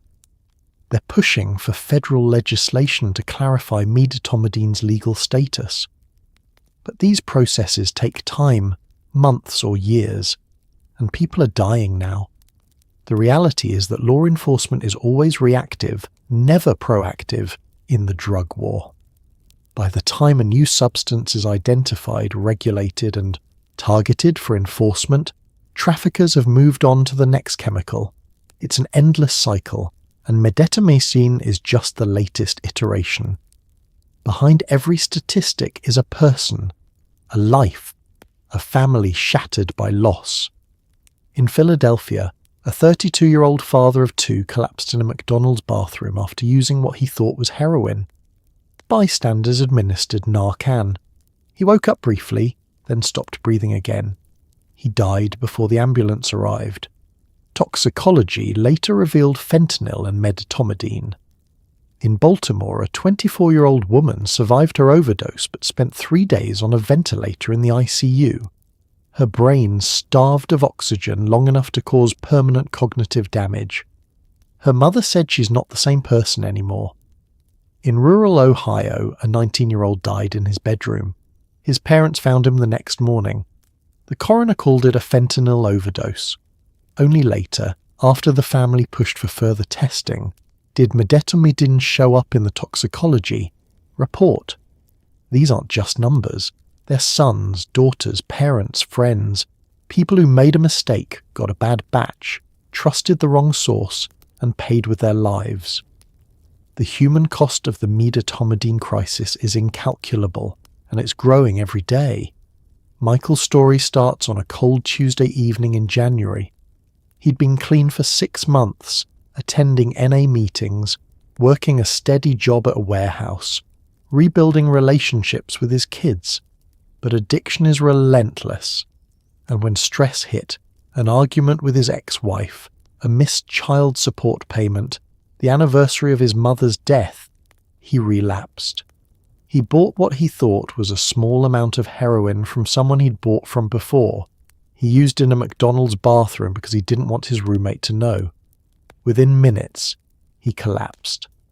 A customer found him unresponsive, called 911, and administered 2 doses of Narcan from a kit the restaurant kept on hand.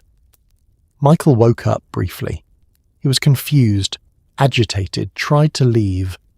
The bystander convinced him to stay to wait for the ambulance, but before paramedics arrived, Michael collapsed again. This time, Narcan didn't bring him back. He died on the bathroom floor surrounded by strangers. His toxicology report showed fentanyl at levels that should have been reversed by naloxone. It also showed medetomidine. His 2 children, ages 7 and 9, now live with their grandmother. Jasmine's story is different, but equally devastating. She survived. She was found by her boyfriend in their apartment, unconscious, barely breathing. He called 911 immediately and administered Narcan. She woke up, vomited, and then slipped back into unconsciousness. Paramedics arrived, gave more naloxone, and transported her to the hospital. She was intubated in the emergency department and admitted to the ICU, where she remained on a ventilator for 3 days. When she finally woke up, she was disoriented, couldn't remember what had happened, couldn't recall her address or her boyfriend's name. Neurologists diagnosed her with anoxic brain injury, brain damage from lack of oxygen. She spent 2 months in rehabilitation, relearning how to walk, how to perform basic tasks. She returned home, but she is not the same. She has trouble concentrating, loses track of conversations, struggles with impulse control. Her mother describes it as like talking to a child in an adult's body. Jasmine is 24 years old. Tyler's story never made the news. He was 19, living with his parents in a small town in southeastern Ohio. He'd been using opioids since a sports injury in high school introduced him to prescription painkillers. By the time he graduated, he'd moved to heroin because it was cheaper. His parents knew. They'd tried interventions, treatment programs, tough love, unconditional support, everything. Tyler wanted to get clean, but he kept relapsing. On a Sunday night, he used in his bedroom. His parents were downstairs, watching TV. They didn't hear anything. When his mother went to check on him the next morning, she found him dead. The autopsy listed the cause as acute fentanyl intoxication.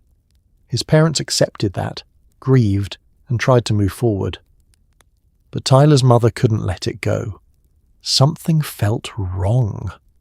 Tyler had built up a tolerance to fentanyl. Why would this dose kill him when others hadn't? She pushed the coroner to run additional tests. 6 weeks later, the results came back: medetomidine. The coroner amended the death certificate, but it didn't change anything for Tyler's family. He was still gone. These stories are not isolated. They're happening in every affected community every single day. Each one represents a failure of drug policy, of public health infrastructure, of the safety nets that are supposed to catch people before they fall. And each one leaves behind a wake of grief, guilt, anger, and questions that have no good answers. Harm reduction, strategies designed to minimize the damage caused by drug use without requiring abstinence, has saved countless lives during the opioid epidemic.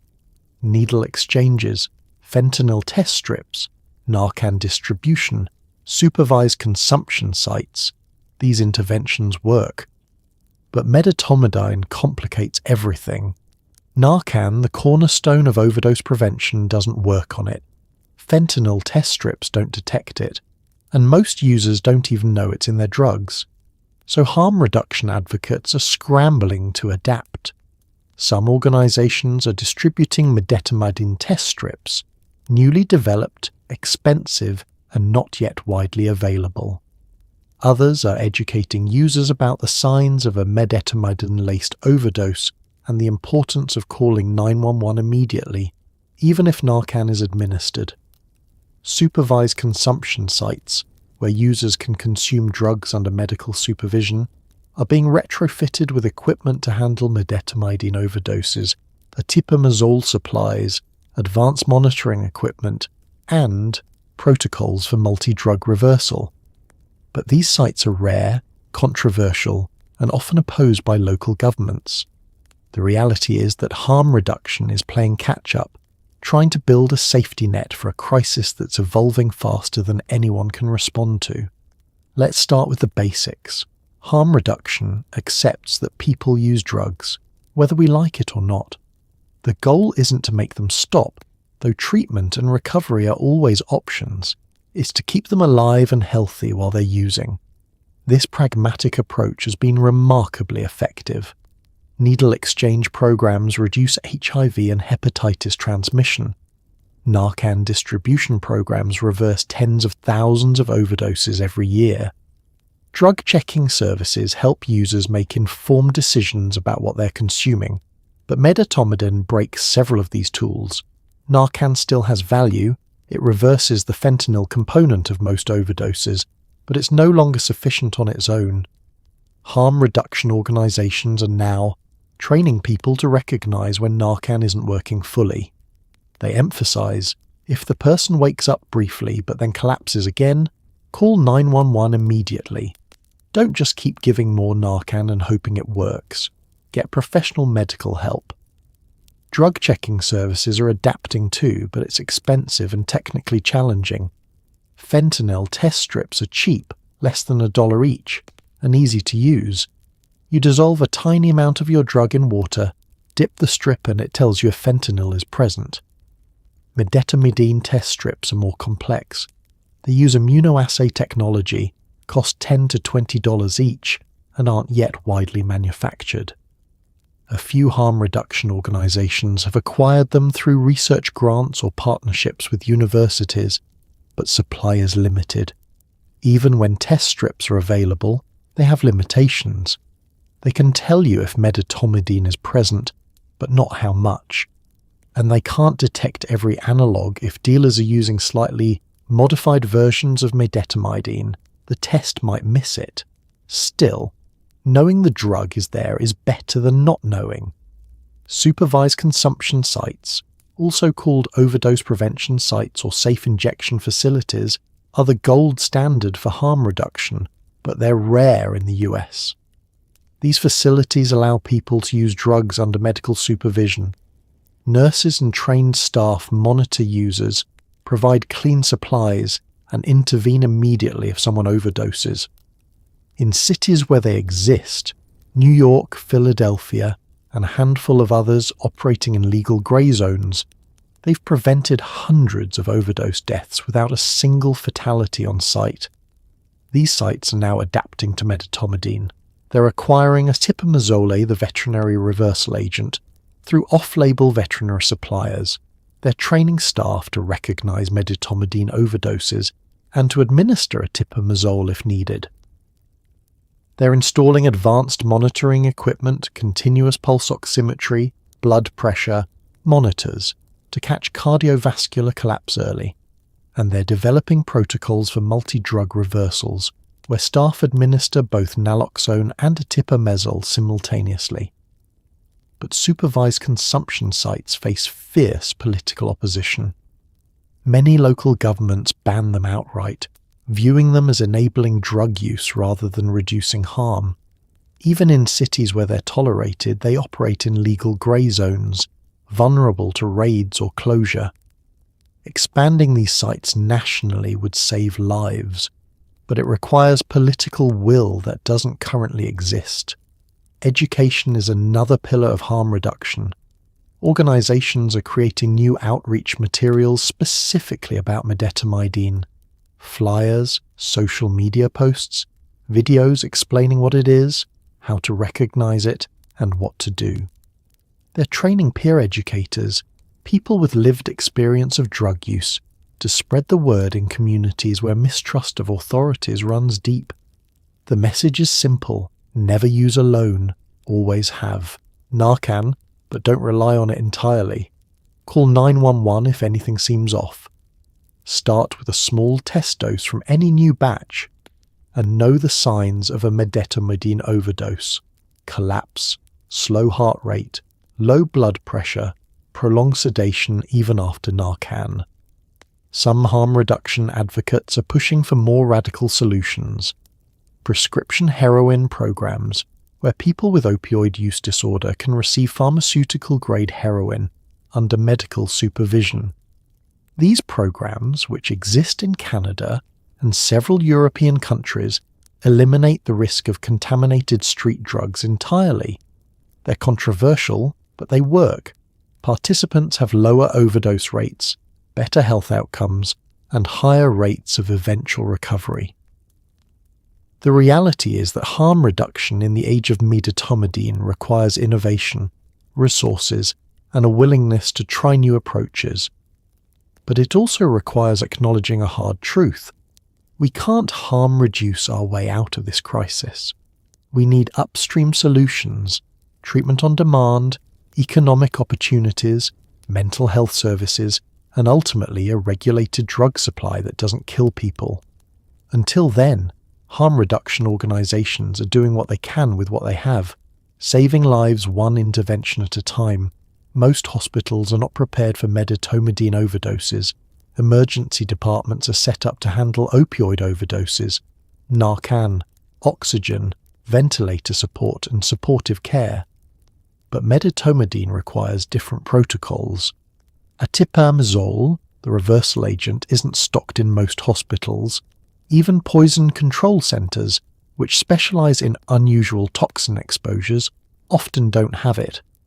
That leaves doctors scrambling to provide supportive care, fluids to stabilise blood pressure, medications to support heart function, mechanical ventilation to keep the patient breathing, while hoping the medetomidine clears the system before irreversible damage occurs. Some academic medical centres and specialty toxicology units have started stockpiling atipamezole, working with veterinary suppliers and navigating the legal grey areas to obtain it. But this is the exception, not the rule. In rural areas, where resources are already stretched thin, hospitals are completely unprepared. A patient overdosing on medetomidine in a small town ER has almost no chance of receiving the antidote. They're at the mercy of supportive care, luck, and time. Let's look at what happens when a medetomidine overdose arrives at a typical community hospital. The patient comes in via ambulance, unconscious, with a weak pulse and dangerously low blood pressure. The paramedics report they gave multiple doses of naloxone with minimal response. The ER team springs into action, secure the airway, start 2 large bore IVs, get the patient on a monitor, order labs and imaging. The physician's first instinct is to give more naloxone. The patient wakes up briefly, just enough to fight the breathing tube, then crashes again.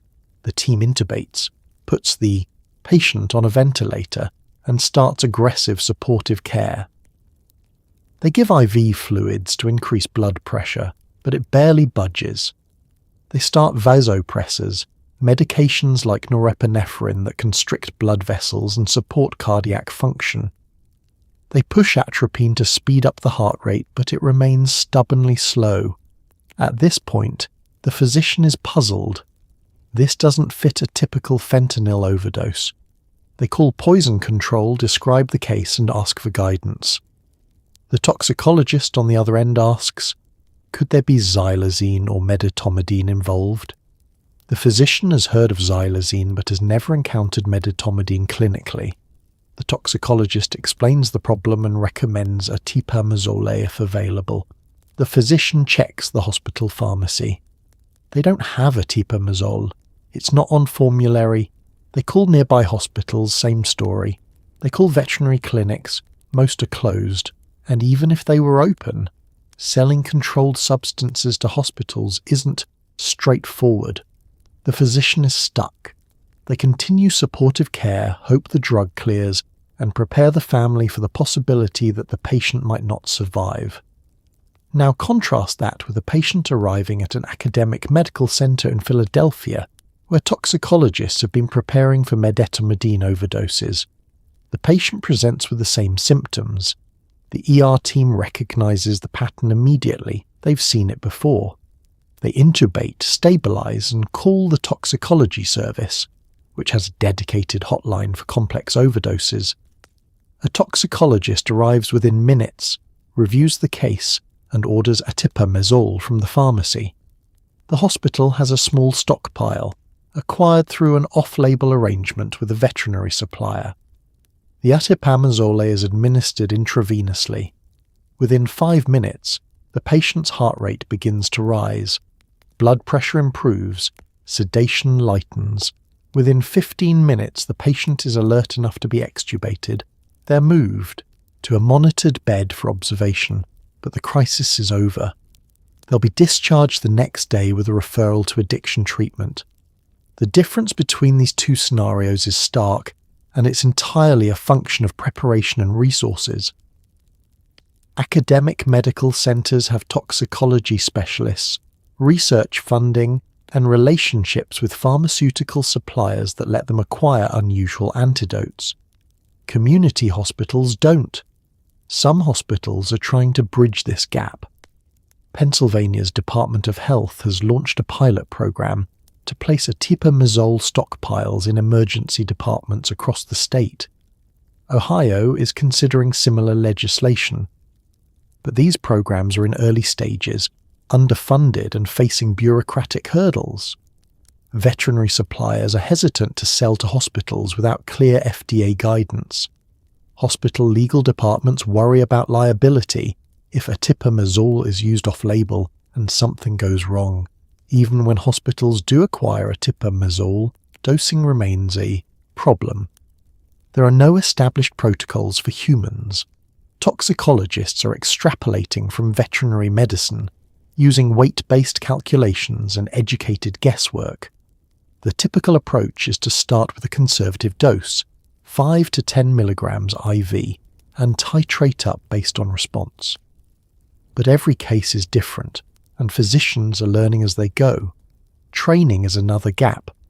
Most ER physicians and nurses have never heard of medetomidine, let alone know how to manage an overdose involving it. Medical schools don't teach it. It's too new, too rare. Continuing education programs are starting to include it, but adoption is slow. Rural hospitals, where physician turnover is high and continuing education budgets are thin, lag even further behind. The result is a healthcare system that's unprepared for a crisis that's already here. Patients are dying in hospitals that have the capability to save them if only they had the right medication and knowledge. It's a solvable problem, but solving it requires investment, regulatory changes, and a sense of urgency that so far has been lacking. Here's a question that complicates everything. Is possessing medetomidine for human use illegal? The answer is, it depends. Federally, medetomidine isn't classified as a controlled substance the way fentanyl or cocaine is. It's regulated as a veterinary drug under the FDA, but that doesn't make possession a criminal offence. Some states have moved to classify it under analogues of controlled substances, using existing drug laws to prosecute traffickers.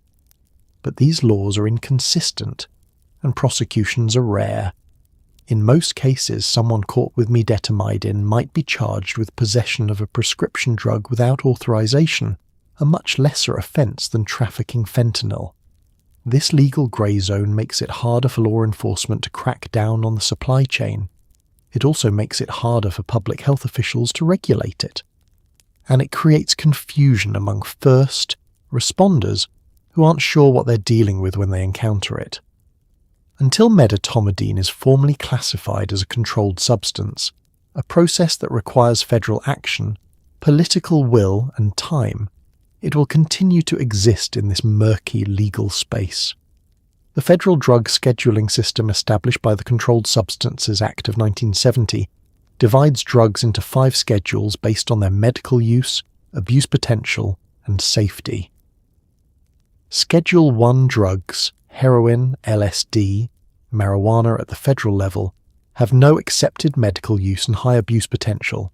Schedule 2 drugs, fentanyl, cocaine, methamphetamine, have accepted medical uses but high abuse potential. Schedule 3 through 5 are progressively less restricted. Medetomidine is currently classified as Schedule 3, but only in its veterinary context. It's legal to possess if you're a licensed veterinarian or an authorized researcher. But what about possession for illicit human use? That's where things get murky. Technically, possessing a prescription drug without a valid prescription is illegal under federal law. It's a misdemeanor, punishable by up to 1 year in prison. But that law was written for situations like someone taking their friend's antibiotics, not for illicit drug trafficking. Applying it to medetomidine in the context of street drug contamination feels like fitting a square peg into a round hole. Some prosecutors have tried using the Federal Analog Act, which treats substances substantially similar to controlled drugs, as if they were controlled themselves. But medetomidine isn't an analogue of anything on the controlled substances list. It's chemically distinct from opioids, stimulants, and other scheduled drugs. Courts have been reluctant to apply the Analog Act in medetomidine cases, and several prosecutions have failed. State laws are all over the map. Pennsylvania added medetomidine to its controlled substances list in February 2026, making possession without authorization a felony. Maryland followed suit in March, but West Virginia, Ohio, and most other states haven't acted yet. That creates absurd situations. A dealer trafficking medetomidine from Ohio into Pennsylvania crosses the state line and suddenly faces a felony instead of a misdemeanor. Even in states where medetomidine is controlled, enforcement is challenging. Defense attorneys argue that their clients didn't know medetomidine was in the drugs they possessed, that it was added by upstream suppliers, that there's no evidence of intent to distribute a controlled substance. These arguments sometimes succeed, resulting in acquittals or reduced charges. The legal confusion extends to medical settings. Is it legal for a hospital to use atipamezole, a veterinary drug, on a human patient? Technically, yes. Doctors can prescribe medications off-label, meaning for uses not approved by the FDA. But hospitals worry about liability. If a patient has a bad reaction to atipamezole, could the hospital be sued for using an unapproved drug? Legal departments advise caution, which often translates to inaction. Veterinary suppliers face their own legal questions. Can they sell atipamezole to hospitals, to harm reduction organizations? What if the drug is used in a way that causes harm? Can the supplier be held liable? Most are on the side of caution and refuse to sell outside traditional veterinary channels. Internationally, the legal landscape is even more fragmented. Medetomidine isn't controlled under UN drug conventions, so countries like China and India can manufacture and export it legally. Efforts to add it to international schedules move at a glacial pace, requiring consensus among dozens of countries with competing interests. Some public health advocates argue that scheduling medetomidine isn't the answer. They point out that scheduling doesn't stop drug use, it just criminalizes it and makes it harder for harm reduction organizations to operate. They worry that scheduling medetomidine will drive it further underground without addressing the root causes of why it's in the drug supply. Others argue that scheduling is essential. It gives law enforcement the tools they need to prosecute traffickers. It signals the seriousness of the threat, and it creates a legal framework for regulation.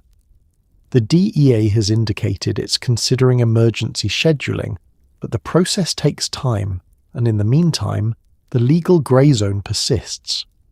The result is a legal landscape that confuses everyone. Law enforcement unsure what charges to file, prosecutors unsure what laws apply, hospitals unsure what they can legally do, and users unsure whether they're committing a crime by possessing a drug they didn't even know was in their supply. It's a mess, and it's costing lives. Medetomidines' rise in US street drugs is a global story. The chemical is manufactured primarily in China and India, where regulatory oversight of pharmaceutical production is inconsistent, at best. These countries produce medetomidine legally for veterinary use and export it to zoos, wildlife reserves and veterinary clinics worldwide. But they also produce it for less legitimate purposes. Chinese chemical labs have become notorious for manufacturing fentanyl analogues, novel psychoactive substances, and other synthetic drugs that skirt international controls. When one chemical gets banned, they tweak the formula slightly and keep producing. Medetomidine fits neatly into this model. It's legal to manufacture, easy to export, and profitable. By the time US authorities catch on and try to regulate it, the manufacturers have already moved on to the next chemical. International cooperation is slow, inconsistent, and often ineffective. China has made some efforts to crack down on illicit chemical production, but enforcement is uneven. India is even less regulated, and as long as there's demand in the US, suppliers will find ways to meet it. China's role in the global synthetic drug trade is well documented. For years, Chinese labs were the primary source of fentanyl and its analogues entering the US. In response to international pressure, China scheduled entire classes of fentanyl-related compounds in 2019. This had some effect. Direct shipments of fentanyl to the US declined, but the labs adapted. They started producing fentanyl precursors, the chemicals needed to synthesize fentanyl, and shipping those instead. Mexican cartels imported the precursors, synthesized fentanyl in their own labs, and distributed it across the US. Medetomidine represents a slightly different model. It's not a precursor, it's a finished product. But it occupies the same regulatory gap. It's not internationally controlled, so Chinese manufacturers can produce and export it legally. They advertise on business-to-business websites, listing medetomidine alongside other pharmaceutical and veterinary chemicals. Buyers can order in bulk, pay with cryptocurrency, and have it shipped worldwide. The Chinese government's approach to chemical regulation is reactive, not proactive. They schedule substances after they become problems, not before. And even when substances are scheduled, enforcement is inconsistent. Chemical manufacturers have close ties to local governments, their major employers, taxpayers, and economic engines. Shutting them down is politically difficult, so authorities might raid a facility, levy fines, arrest a few executives, but the underlying business model persists. India's pharmaceutical industry is even less regulated. The country is the world's largest producer of generic drugs, with thousands of chemical plants operating with minimal oversight. India supplies much of the world's pharmaceutical ingredients, both legitimate and illicit. Indian labs produce medetomidine for export to veterinary markets, but they also produce it for less transparent buyers. Payment is in cryptocurrency, shipments are mislabeled, and enforcement is rare. Shipping routes are sophisticated. Manufacturers avoid sending packages directly from China or India to the US because those routes attract scrutiny. Instead, they use transshipment hubs, countries with looser customs controls where packages can be rerouted. A shipment might go from China to Vietnam to Mexico to the US, picking up new labels and paperwork at each stop. By the time it arrives, tracing it back to the original source is nearly impossible. Free trade zones complicate enforcement further. These zones, designed to facilitate international commerce, have relaxed customs inspections. Goods can enter, be repackaged, and leave without much scrutiny. Traffickers exploit these zones to launder their shipments, making illicit drugs look like legitimate commerce. International cooperation exists, but it's slow. The DEA has attachés in China and India who work with local authorities to identify and shut down problematic labs. But these efforts are hampered by jurisdictional issues, language barriers, and political sensitivities. China, in particular, resents being blamed for America's drug problems and often portrays US requests for enforcement as overreach. Treaties and conventions provide some framework. The UN Commission on Narcotic Drugs can recommend scheduling substances internationally, but the process requires consensus among member states and takes years. Medetomidine isn't currently under consideration, though advocacy groups are pushing for it. Even if medetomidine were internationally scheduled, it wouldn't solve the problem entirely. Manufacturers would simply create analogues, slightly modified versions of the molecule that aren't technically controlled. This cat-and-mouse game has been playing out for decades with fentanyl, and there's no reason to think medetomidine will be different. The international dimension of the medetomidine crisis highlights a fundamental truth. Drug problems are global, but responses are national. Until there's coordinated, sustained, well-funded international enforcement, and until the economic incentives driving illicit chemical manufacturing are addressed, New substances will keep emerging, and the cycle will continue. Darknet markets, online black markets accessible only through encrypted browsers like Tor, have become the Amazon of illegal drugs. You can buy fentanyl, methamphetamine, counterfeit pills, and now medetomidine, all with the click of a button. Sellers advertise their products with product descriptions, customer reviews, and even money-back guarantees. Payment is in cryptocurrency, usually Bitcoin or Monero, which makes transactions difficult to trace. Shipping is disguised. Packages labelled as vitamins, cosmetics, or research chemicals, and sent via standard mail services. The beauty of darknet markets, from a dealer's perspective, is that they're global, anonymous, and efficient.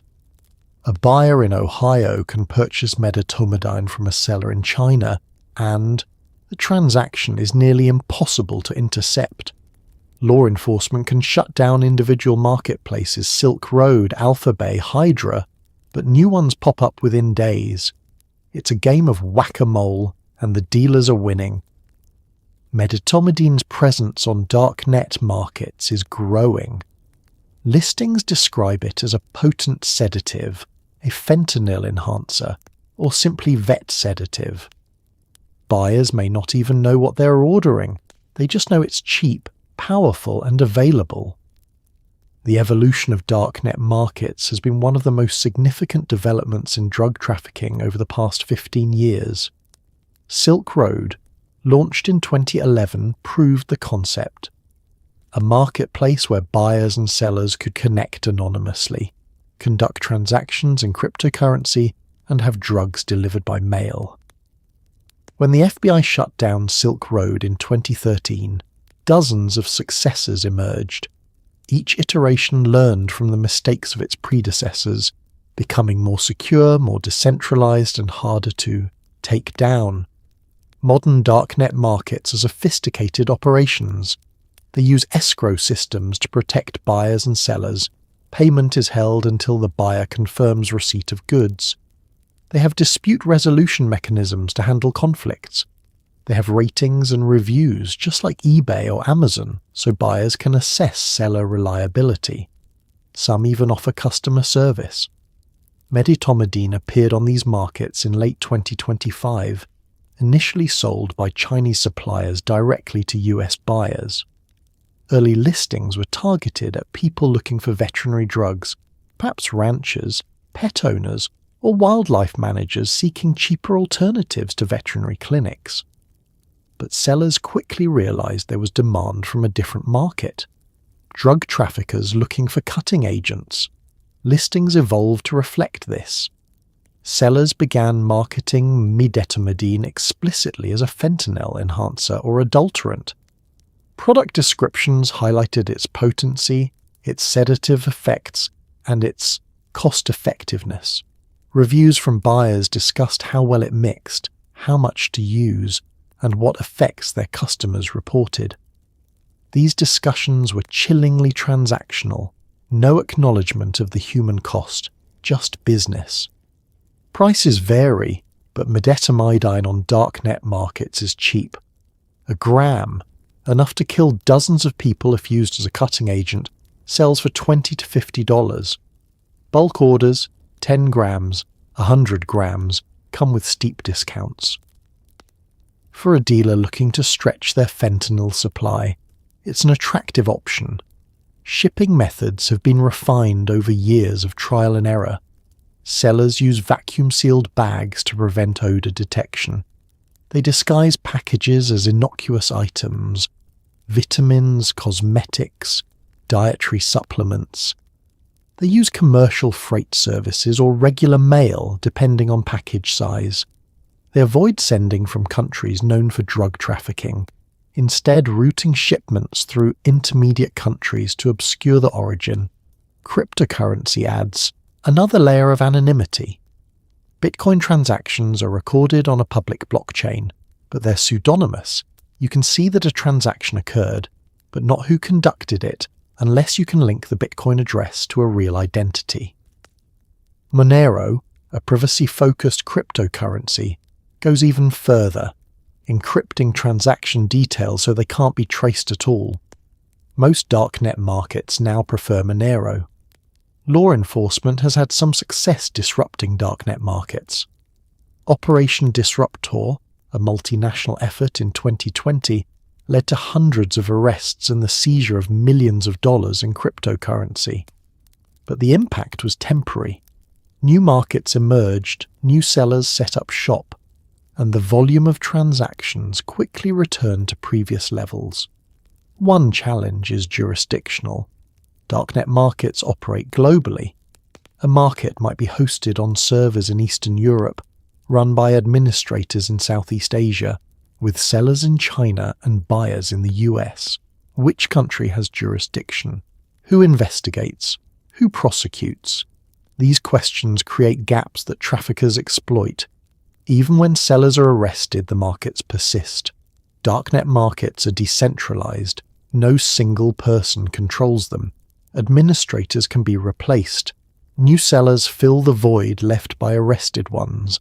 The infrastructure, encrypted communications, cryptocurrency payment systems, mail-based distribution remains intact. For buyers, the appeal is obvious. Darknet markets offer convenience, variety, and relative safety compared to street-level drug purchases. No need to meet dangerous dealers in person. No risk of robbery or violence. Just browse, order, and wait for the mail. The fact that what arrives might kill you is a risk many are willing to take. Medetomidine's growing presence on Darknet markets is a sign that it's becoming entrenched in the drug supply. What started as a niche product is now mainstream, readily available to anyone with basic technical skills and a Bitcoin wallet. And as long as Darknet markets exist, new substances like medetomidine will keep appearing, spreading, and killing people before regulators and law enforcement even know they exist. One of the cruelest aspects of the medetomidine crisis is that most users have no idea they're taking it.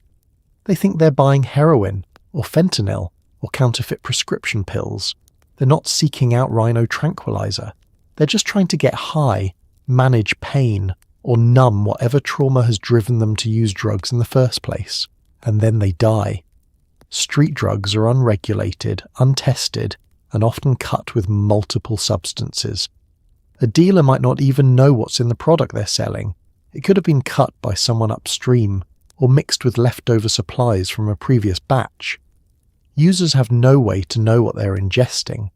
Even experienced users, who pride themselves on recognizing the effects of different drugs, can't distinguish between a pure opioid high and one laced with medetomidine until it's too late. The sedation is deeper, the onset is faster, the risk is higher. But by the time they realize something's wrong, they're already unconscious. The fundamental problem is that the illicit drug market operates without any quality control, transparency, or consumer protection. When you buy a bottle of aspirin from a pharmacy, you know exactly what you're getting.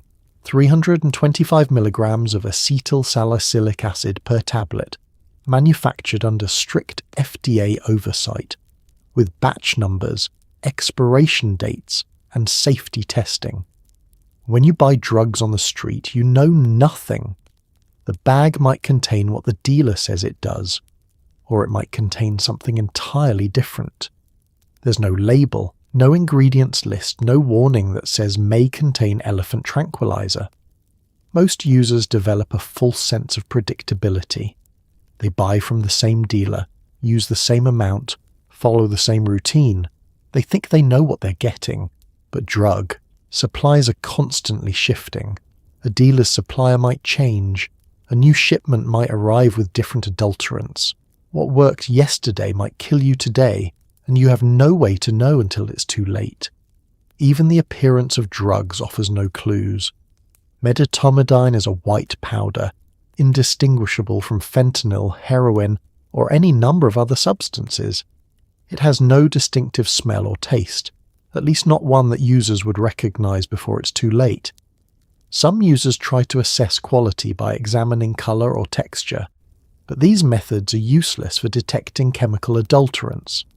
Experienced users often talk about testing a new batch, using a small amount first to see how strong it is. This might protect against taking too much, but it doesn't protect against unexpected substances. A small test dose of medetomidine-laced fentanyl might just make you feel unusually sedated. You might think, wow, this batch is strong, and adjust your dose accordingly. But you're still playing Russian roulette. The distribution of medetomidine in the powder might not be even. Your test dose might have barely any. Your full dose might have enough to kill you. The psychological aspect is important too. People who use drugs aren't looking to die. They're looking to escape pain, trauma, anxiety, depression, or just the grinding monotony of poverty and hopelessness. They're self-medicating, often because they can't access or afford legitimate healthcare. The last thing they want is to overdose. But when the drugs they rely on to get through the day suddenly contain a veterinary sedative they've never heard of, they're powerless to protect themselves. Some users are aware of the broader crisis. They've heard about fentanyl contamination. They know that overdoses are rising, they've lost friends. But knowledge alone doesn't help when you're physically dependent on opioids and facing withdrawal. Opioid withdrawal is brutal. Pain, nausea, vomiting, diarrhea, muscle cramps, insomnia, anxiety so severe it feels like dying. When you're in withdrawal, you'll take whatever's available just to make it stop. Concerns about contamination take a back seat to the immediate, overwhelming need for relief. This is why harm reduction advocates emphasize that we can't just tell people don't use drugs. That's not realistic or helpful. People will use drugs whether we approve or not. What we can do is give them tools to reduce the risk. Drug checking services, Narcan, education about overdose signs, supervised consumption sites. But even these tools have limits when the drug supply is contaminated with substances so potent and unpredictable that standard precautions don't work. The cruelty of the medetomidine crisis is that it punishes people who are already suffering. They're not choosing to take Rhino tranquilizer. They're choosing to manage their pain, their addiction, their trauma, and the drug supply is killing them for it. That's not a moral failing, it's a public health emergency, and it demands a response rooted in compassion, not judgment. You'd think that forensic labs, hospitals, and harm reduction organizations would quickly adapt to test for medetomidine. But testing infrastructure is slow, expensive, and often outdated.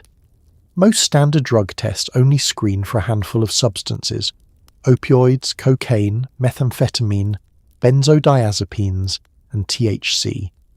Medetomidine isn't on that list. To detect it, labs need specialized equipment, liquid chromatography mass spectrometry, or LCMS, and trained technicians who know what to look for. Even then, they have to specifically test for medetomidine. It doesn't show up automatically. That means coroners performing autopsies might miss it. Hospitals treating overdose patients might miss it. And harm reduction organizations distributing drug checking services might not have the capability to test for it at all. The result is a massive blind spot.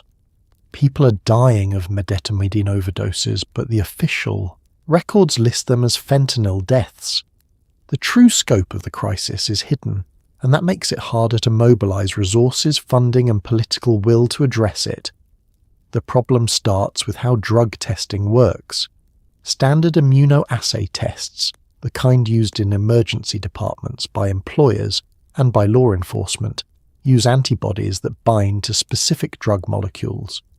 If you're testing for opioids, the antibodies bind to morphine, heroin, and some synthetic opioids.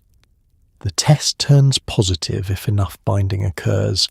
These tests are cheap, fast, and easy to use, but they're limited. They only detect what they're designed to detect. Medetomidine has a completely different molecular structure from opioids, so opioid tests don't see it. It's not a stimulant, so stimulant tests don't see it. it's invisible to standard screening. To detect medetomidine, you need confirmatory testing, specifically liquid chromatography mass spectrometry or gas chromatography mass spectrometry. These machines physically separate chemical compounds and identify them based on their molecular signatures. They're accurate, sensitive, and can detect virtually any substance, but they're also expensive, slow, and require trained chemists to operate. A single LCMS machine costs hundreds of thousands of dollars. Running a sample takes hours or days, not minutes. And you still have to know what you're looking for. The machine generates a spectrum of peaks representing different molecules, and someone has to interpret that data and match it to known compounds. Most forensic labs don't routinely test for medetomidine because until recently they had no reason to. It wasn't showing up in overdoses, it wasn't on anyone's radar. Even now, many labs don't have reference standards, pure samples of medetomidine used for comparison. Without a reference standard, you can't reliably identify a substance even if your machine detects it. This creates a vicious cycle. Labs don't test for medetomidine because they don't think it's a problem. It appears to not be a problem because labs aren't finding it. The crisis remains invisible, and people keep dying. Coroners and medical examiners are caught in the middle. When someone dies of a suspected overdose, they send blood and tissue samples to toxicology labs with a request. Test for drugs. The lab runs standard screens. If fentanyl shows up, which it usually does, the cause of death is listed as acute fentanyl intoxication. Case closed. The coroner might suspect something else is involved if the circumstances are unusual. Maybe the person received Narcan but still died, or the fentanyl levels don't match the severity of the outcome, but follow-up testing is expensive and often not covered by already strained budgets. Some jurisdictions have started routinely testing for medetomidine, but it's patchwork. Philadelphia does. Baltimore does. Most of rural America doesn't. That geographic disparity means the crisis looks contained when in reality it's just undetected. Hospitals face similar constraints. When a living patient arrives with an overdose, emergency physicians don't usually order comprehensive toxicology panels. They treat symptoms, give naloxone, support breathing and circulation, and wait for the patient to recover. Toxicology testing in hospitals is expensive and rarely changes immediate clinical management. So unless there's a compelling reason, maybe the patient isn't responding as expected, doctors don't order tests beyond the basics. Medetomidine goes undetected. The patient either survives or doesn't, and the hospital never knows what was really in their system. Harm reduction organizations offering drug checking services are trying to fill the gap, but they're under-resourced. A few organizations have acquired expensive machines, Fourier transform infrared spectrometers, Raman spectrometers, that can identify substances without needing reference standards. But these machines cost tens of thousands of dollars, and many harm reduction groups operate on shoestring budgets. They rely on donations, grants, and volunteer labor. Buying and maintaining high-tech lab equipment is out of reach. Immunoassay test strips for medetomidine do exist. They've been developed recently in response to the crisis, but they're expensive, not widely distributed, and not foolproof. They can tell you if medetomidine is present, but not how much, and they might miss analogues or related compounds. The failure of drug testing infrastructure means we're fighting this crisis blind. We don't know how many people are really dying from medetomidine. We don't know which geographic areas are most affected. We don't know which drug supplies are contaminated and which aren't. And without that data, we can't target interventions effectively, allocate resources appropriately, or warn the public accurately. It's like trying to fight a fire in the dark. You know something's burning, you can feel the heat, but you can't see where the flames are or how fast they're spreading. The opioid epidemic has been a political talking point for years. Politicians on both sides of the aisle have promised action, funded treatment programs and passed legislation to combat the crisis. But the medetomidine crisis, crickets. Part of the problem is that it's new, too new for most lawmakers to have even heard of it. Part of the problem is that it's complicated. Explaining medetomidine to a congressional committee requires a crash course in pharmacology and veterinary medicine. And part of the problem is that opioid fatigue has set in. The public is exhausted by the endless cycle of overdose crises, and politicians are wary of sounding the alarm again. But silence is deadly. Without federal action, classifying medetomidine as a controlled substance, funding research into reversal agents, expanding access to atipamezole, the crisis will continue to grow, and by the time lawmakers wake up and take notice, thousands more will have died. Politics moves slowly, and drug crises move fast. By the time Congress holds hearings, commissions reports, drafts legislation, and passes bills, the landscape has already changed. This has been true for every wave of the opioid epidemic. OxyContin was already devastating communities before lawmakers took action. Heroin had surged and receded before policies caught up. Fentanyl killed tens of thousands before it became a legislative priority. Now medetomidine is following the same trajectory, and there's little indication that the political response will be any faster. Part of the problem is that medetomidine doesn't fit neatly into existing political narratives. The opioid epidemic has traditionally been framed as a pharmaceutical problem. Greedy drug companies, overprescribing doctors, lax regulatory oversight. That narrative drove policy responses, lawsuits against Purdue Pharma, prescription monitoring programs, limits on opioid prescribing. But medetomidine isn't coming from pharmaceutical companies. It's coming from overseas chemical labs, Darknet markets, and the chaotic illicit drug supply. That requires a different set of solutions: international enforcement, border security, harm reduction, and politicians haven't coalesced around a coherent strategy. There's also the issue of constituency. Opioid deaths disproportionately affect white, rural, working-class communities, a demographic that many politicians can't afford to ignore. That's partly why the opioid epidemic received more attention and funding than previous drug crises, like the crack epidemic of the 1980s, which primarily affected black urban communities and was met with criminalization rather than compassion. But even within the opioid epidemic, there are hierarchies of concern. Prescription opioid deaths get more attention than heroin deaths. Deaths in suburban communities get more attention than deaths in urban cores or Appalachian hollows. Medetomidine, because it's so new and poorly understood, hasn't yet found its political constituency. Some legislators are paying attention.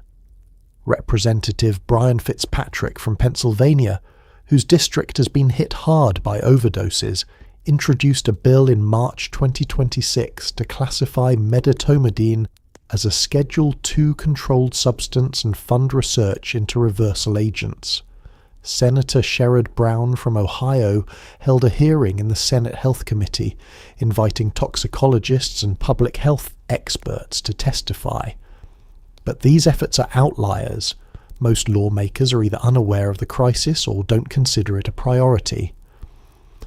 The Biden administration's Office of National Drug Control Policy issued a statement acknowledging medetomidine as an emerging threat and promising to monitor the situation. But monitoring isn't action. What's needed is emergency scheduling by the DEA, which can temporarily classify a substance as controlled while formal rulemaking proceeds. The DEA has used emergency scheduling before, most recently for synthetic cannabinoids and fentanyl analogues, but it hasn't moved on medetomidine yet. The reasons are unclear. Maybe there's insufficient evidence. Maybe there are legal concerns. Maybe it's just not a priority. Funding is another issue. The 2026 federal budget included billions for opioid response treatment programs, naloxone distribution, research into addiction therapies. but almost none of that funding specifically addresses medetomidine. There's no money earmarked for atipamezole stockpiles, no grants for developing medetomidine test strips, no support for hospitals preparing to treat these overdoses. Existing funds could theoretically be redirected, but bureaucracies move slowly, and in the meantime people are dying. State-level responses have been faster but uneven. Pennsylvania, Ohio and Maryland have all taken legislative action to schedule medetomidine, increase penalties for trafficking, and support public health initiatives. But most states haven't acted at all, and even in states that have, implementation lags. Passing a law is one thing. Enforcing it, funding it, and making it effective is another. The political response to medetomidine, or lack thereof, reflects a broader truth about drug policy in America. We're reactive, not proactive. We wait for crises to escalate, for bodies to pile up, for public outcry to become too loud to ignore. Only then do we act. By that point, it's too late for the people who've already died, and often too late to get ahead of the crisis. We're always playing catch-up, always one step behind the next wave of the epidemic. Until that changes, until we invest in early detection, rapid response and evidence-based prevention, we'll keep repeating the same tragic cycle. So tonight, as you drift off to sleep, maybe take a moment to think about where we are. 2026, the year we added Rhino tranquilizer to the list of things killing people in America. Year the CDC had to issue warnings about a veterinary sedative showing up in street drugs. The year emergency rooms started scrambling to stock antidotes designed for dogs, not humans. The year Narcan stopped being enough. It sounds absurd when you say it out loud. Elephant tranquilizer, rhino sedative. The kind of drugs that should only exist in wildlife management facilities and zoo veterinary clinics, now circulating through cities and towns, hidden in baggies and pressed into pills, killing people who had no idea what they were taking. But here's the thing. It's not really about medetomidine. It never was. Medetomidine is just the latest chapter in a story that's been unfolding for decades.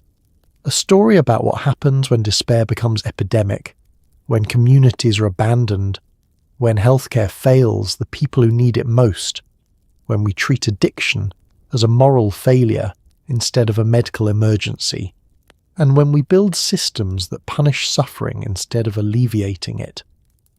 The people dying from medetomidine-laced drugs aren't statistics. They're not cautionary tales. They're not examples of bad choices or weak character. They're human beings, sons and daughters, parents and friends, people with dreams that got deferred, pain that went untreated, trauma that never healed. People who were self-medicating because the alternative, living with unbearable physical or emotional pain, felt impossible, and the drug supply killed them for it. Some of them knew they were taking risks. Some of them didn't care anymore because life had beaten them down so thoroughly that survival stopped feeling worth the effort.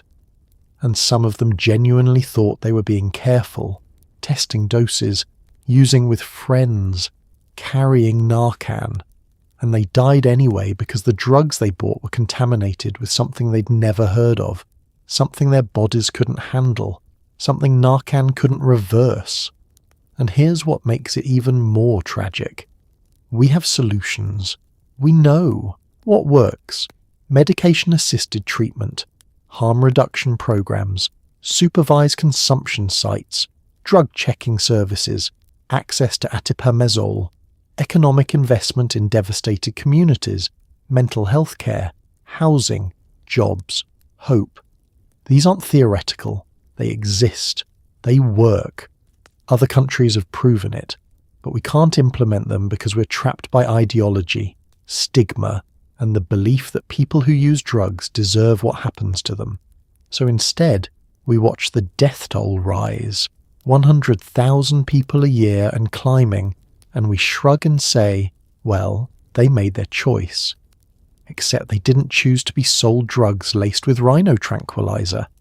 They didn't choose to live in communities with no economic opportunity. They didn't choose to develop chronic pain or experience childhood trauma. They didn't choose for the healthcare system to fail them or for treatment to be unaffordable. They made choices within a system designed to hurt them, and we punish them for it by letting them die. The medetomidine crisis will eventually fade. Maybe it'll be regulated. Maybe dealers will move on to the next chemical.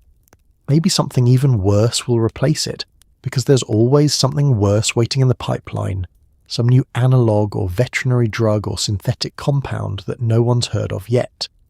And when that happens, we'll have the same conversations we're having now. We'll issue the same warnings. We'll scramble to respond. We'll count the bodies.